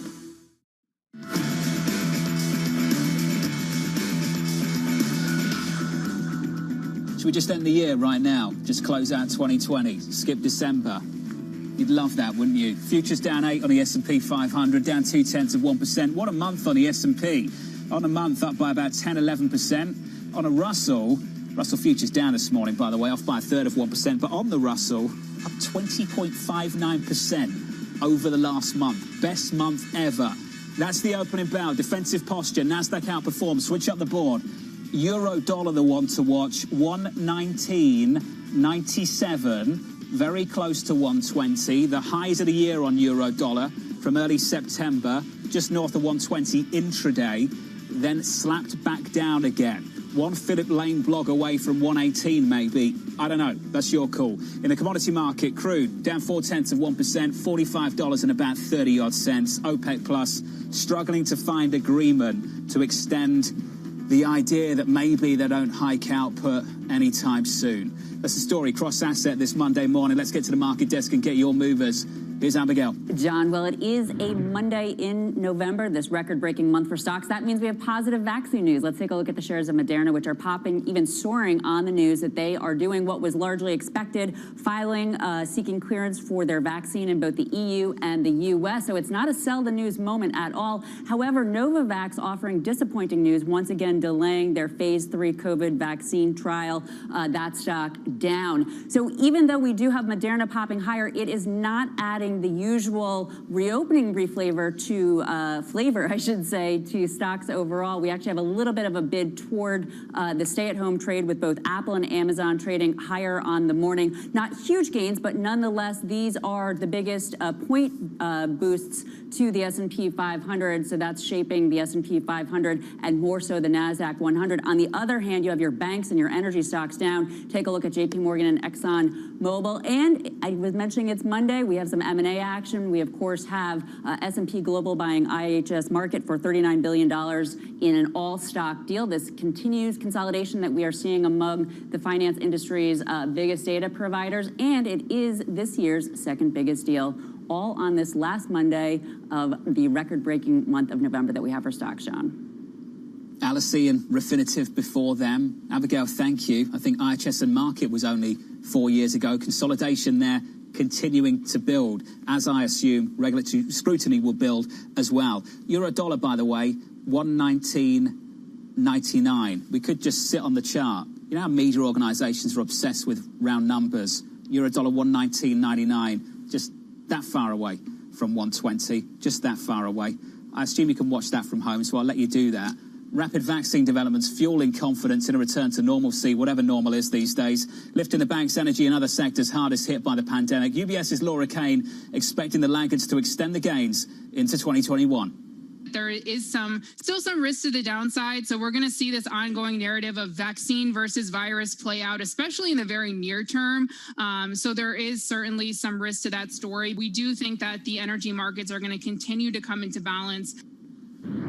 Energy, by the way, and energy equities, the outperformer on the month, the underperformer on the session. Kaylee Lyons has more. Hey, Kaylee. Hey, John. Well, what a November it has been. A record-breaking month for global equities. Global equities rallying 13% over the course of the month. And it's not just the rally itself that's remarkable, but what has led it, and that is the cyclicals. Within the S&P 500, it is energy, financials, industrials, materials that have led the charge. Energy up a whopping 34% over the course of the month. 8 of the 10 best-performing stocks in the S&P 500 in November were energy stocks. On the other hand, the underperformers on the month were your defensives as well as technology. But here's the thing, John. When you look at it over the longer term, this barely makes a difference. If we can hop into the terminal at GTV Go and take a look at the performance of the energy sector relative to technology, this barely makes a blip on the chart. That's what we're looking at here in the white line. We're coming off record underperformance, and the tick higher we've seen this month, fairly unremarkable. And of course, we'll have to see if energy strength can last. A lot of that may depend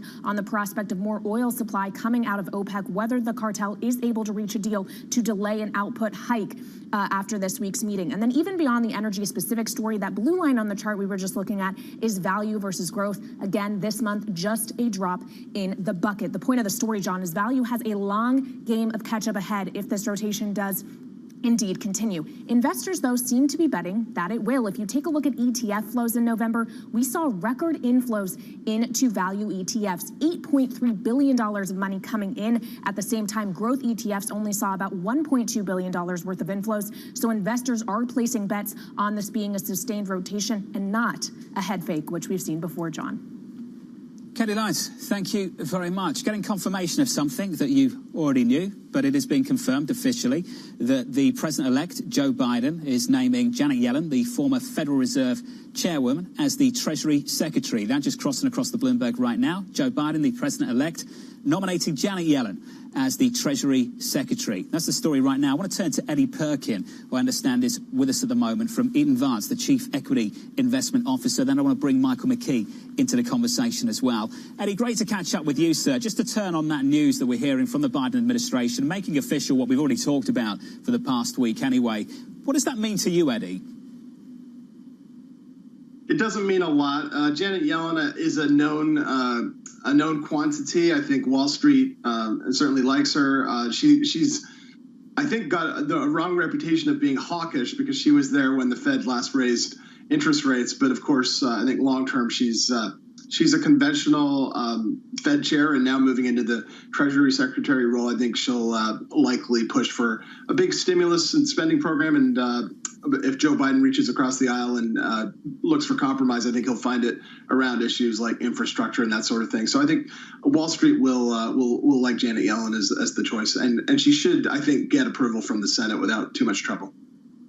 That's the conversation of the last week or so as well. I want to bring Michael McKee into the conversation in New York. Mike, confirming what we've been talking about for the past week, we need to get to work and start talking about a fiscal plan again. Congress is back. When on earth do we get that done? That's an interesting question, John, because Congress doesn't have much time left. They've only got 11 working days until we see the end of the financing for the U.S. government. They've got to get some sort of budget in place or another continuing resolution by December 11th, or we face a government shutdown. And there's not a lot of working days between now and then. And after that, they're planning on going home. So it looks unlikely that we may get some sort of deal before Congress adjourns for the year, and we wait for the next Congress to come in. However, Janet Yellen, I'm sure, is meeting with the Biden campaign and working on ideas for what they might do, along with the rest of the economic staff that he is expected to announce this week. Mike, we'll catch up with you in just a moment. There's a line that pops out in this press release, Build Back Better. I've heard Build Back Better here in the United Kingdom so many times over the last month or so, and I know many of you are hearing it in your respective countries as well. Here's the line that stands out. The crisis-tested team will help President-elect Joe Biden and Vice President-elect Kamala Harris lift America out of the current economic downturn and build back better. Eddie Perkins, bring it back into the conversation from an equity strategist point of view. What does that kind of political rhetoric mean to you? Build back better.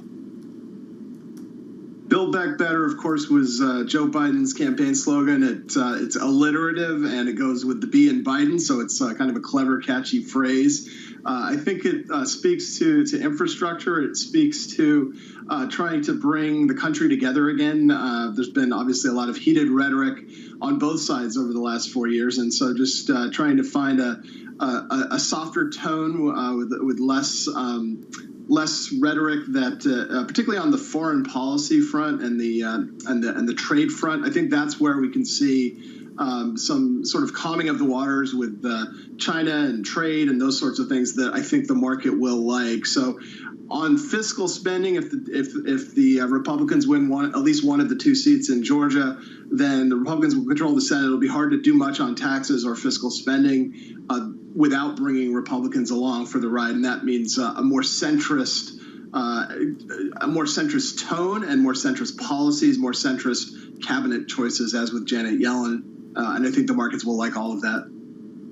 Eddie, this plays into the international story. Do you think the rhetoric and a change in rhetoric is sufficient, or do you need to see a policy change as well?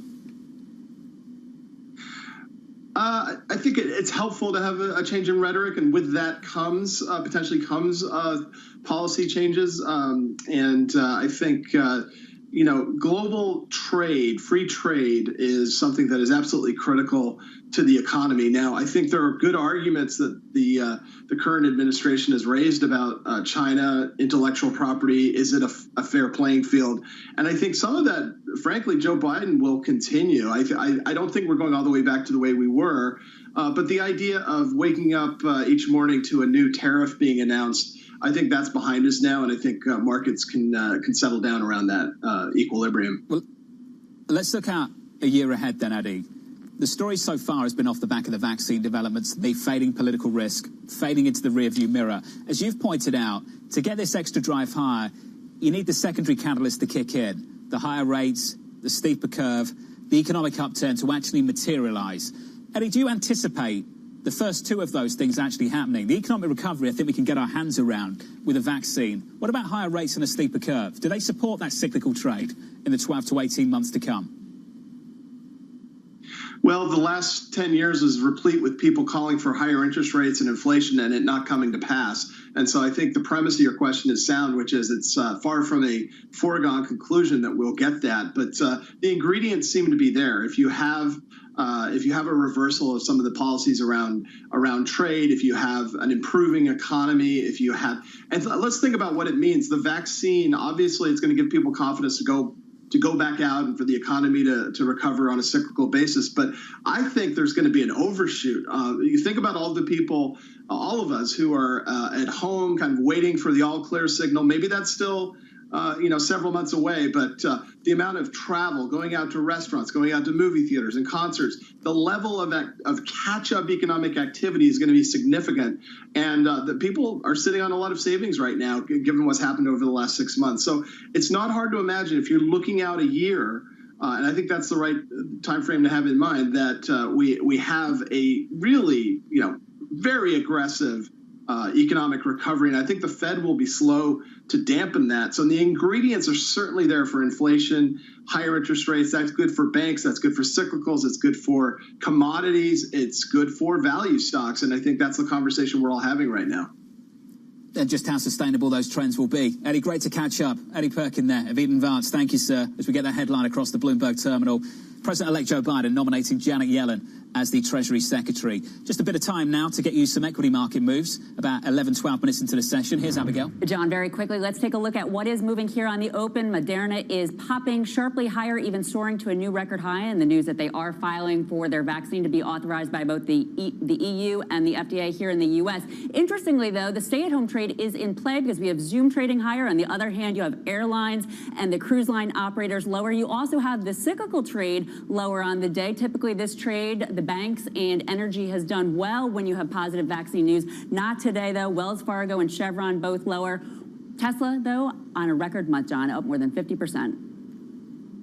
An unbelievable year as well, not just a record month. Abigail, thank you. Up next, economic data in America today and the week ahead. Pretty big. This is Bloomberg.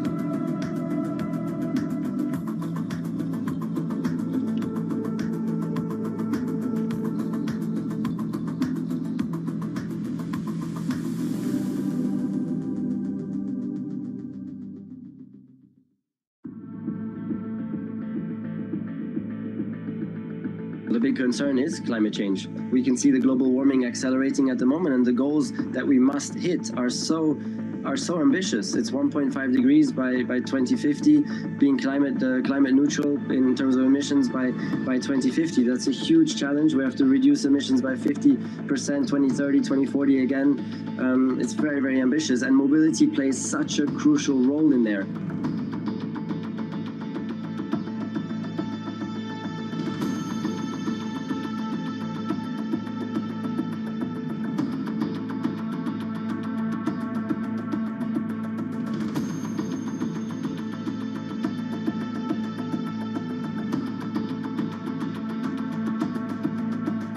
One thing is to do it in developed countries. I think we're going to get there by 2030, but then the rest of the world, and that's just as important. If you look at developing countries, emerging countries, that's where probably the biggest challenge we are going to face, to also deploy EVs there and make mobility greener in those countries.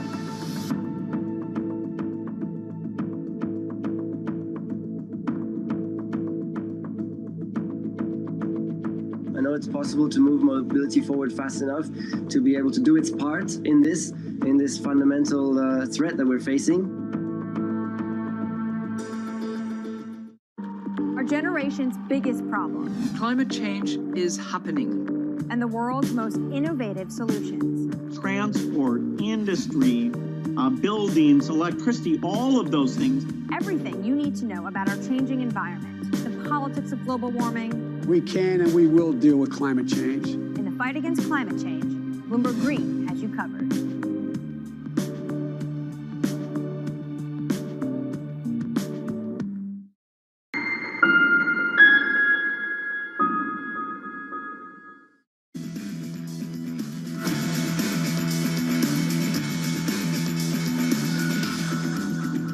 About 16 minutes into the session in the equity market in the United States of America on the S&P 500, we are down about 0.4%. Bit of relative outperformance on the Nasdaq, down about 0.1%. A lot of economic data coming up through the week. Just had the Chicago PMI. Let's cross back over to Bloomberg's Michael McKee. Hey, Mike. We have had a lot of talk about the economy slowing down in the fourth quarter, and we get a little bit of that information from the Chicago PMI. Chicago area very heavily involved in the auto industry, and the PMI there, the Purchasing Managers Index, drops to 58.2 from 61.1 last month. The forecast was for 59, so it's a little bit worse than forecast. Now, this is still a high number, so it doesn't tell you things are really in trouble, but it does follow the pattern that we have been seeing, and the pattern we're going to look for the rest of the week. You take a look at the calendar, and we've got the usual first week of the month numbers coming out. The ADP payroll numbers, the jobless claims numbers on Thursday, and Friday's big deal, the payrolls report for the month of October, and we are expecting a slowdown, only 500,000 jobs created, which would have been a big deal at one point, but now much less than we've seen each month. And maybe of more interest to traders this week, though, are a couple of appearances by Jay Powell, the Fed chairman. He is going up to Capitol Hill tomorrow with the Treasury Secretary, Steven Mnuchin, and they're going to be talking about their disagreement over the lending programs that the Treasury Secretary is ending. I'm sure there'll be sweetness and light in the chairs there, but they are not on the same page as far as whether those should continue. Then on Wednesday, Powell speaks again to the House Finance Committee, and there's going to be a lot of anticipation among traders as to whether he says anything to ratify the idea that the Fed is going to change its average maturity, start buying on the longer end of the curve at its meeting in December. Doesn't seem to be a lot of reason to do that in terms of where we are with interest rates, but the market is at the moment thinking it's going to happen. So does he try to lead them away or confirm that's what's going to be the case? Michael McKee, thank you, sir, as always. I'll do this really, really briefly. A bit of breaking news across the terminal. Bitcoin extending its rally to top an all-time high of 19,511. So we have a new all-time high.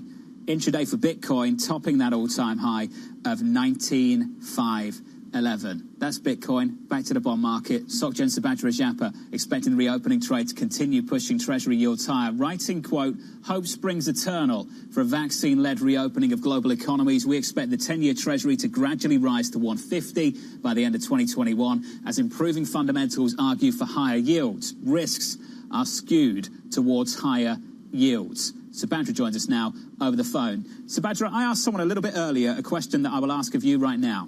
The key to your forecast in 2021 for 10-year treasuries, is it on the fundamentals or a policy call on what the Fed will or won't do at the long end of the curve? I think it's neither. It's the vaccines. I think that we really need the vaccines to kick in. Of course, we have several vaccine makers out there putting out their vaccines. We really need that to boost the economy, improve mobility. So a lot of our expectation for higher yields is predicated on the vaccines becoming a game changer next year. Why hasn't that changed the mood of this bond market this month? We closed out October at 87 basis points. Right now, we're at 0.847. Well, because I think that over the near term and perhaps well into the first quarter, the data is going to be somewhat on the weak side. So the focus is very much on infection rates right now. It's very much on slowing data in the fourth quarter, low inflation, not just in the U.S., but also globally. So it's about sort of adjusting near-term concerns over longer-term exuberance. And the bond market tends to be somewhat more sanguine about developments on the vaccine front, given the fact that there's just so much going on the fundamental side, and we need to sort of get through the wall of worry into the end of this year and the first quarter before we start seeing a rise in yields. So, Subhadra, it's about the vaccine. It's about fundamentals off the back of the vaccine. In your annual outlook, and admittedly, I started reading it this morning. I haven't completed it just yet. Give me time. But a line jumped out to me. In Europe, forget about the fundamentals. Subhadra, what did you mean by that? Well, I think in Europe, it's a much more complicated supply-demand dynamic with the ECB buying a lot more of the supply in the U.S. You don't have nearly as much demand coming from the Fed, so there is a potential for higher yields in the U.S. versus Europe. Also, the inflation picture in Europe is a lot more muted. In the U.S., I think that there's a potential for the reflation trade starting to boost realized inflation as well as inflation expectations. So we see a divergence between U.S. and Europe on the bond markets. I think that bonds will in the U.S. will probably underperform bonds in Europe given the differences in the fundamentals as well as the technicals. Subhadra, I'm enjoying the read so far, and I appreciate your time this morning for joining us. Come back soon, before year-end especially. Subhadra Rajappa there of SocGen on the outlook for 2021, looking for 150 on a US 10-year. What will the Fed's tolerance be for that? What will your tolerance be to that if you're allocated to risk elsewhere? Does 150 start to disrupt some of those trades out there? Or is it about higher growth and higher inflation expectations leading to those high yields that bring you a source of comfort if you've got that cyclical trade on? Story of the year ahead, all speculation right now. Story of the moment, we're down 0.4% on the S&P 500 with your movers, the sector price action. Here's Abigail. John, well, with that small decline for the S&P 500, not surprisingly, we have a modestly risk-off sector tone. If we go into the Bloomberg terminal and use the IMAP, we will see that all 11 S&P 500 sectors are lower. Actually, healthcare slipping ever so slightly higher, but most lower. Not a lot of rhyme to it either. We have energy lower, financials on bottom, but we also have discretionary communication services, so some of the cyclical sectors and some of the stay-at-home sectors. However, on the month, let's go to where the excitement is. You're talking about this record-breaking month for the S&P 500 in the month of April, the best month going back to April. But take a look at energy, up 32%, the best month ever going back to 1989. Catching my eye the most, though, John, the financials, up 18.3%, the best month since April 2009. That was the original green shoots month, so you have to wonder, is this November as green shooty as that time period was? A new term there for sure, but lots of green on the screen, and certainly in this month of November, John. I just remember hearing green shoots so many times coming out of the Eurozone debt crisis and the last crisis before that. Abigail, thank you. Coming up, the market-moving events you need to be watching. That'll be next in our trading diary. Big week ahead stateside. This is Bloomberg.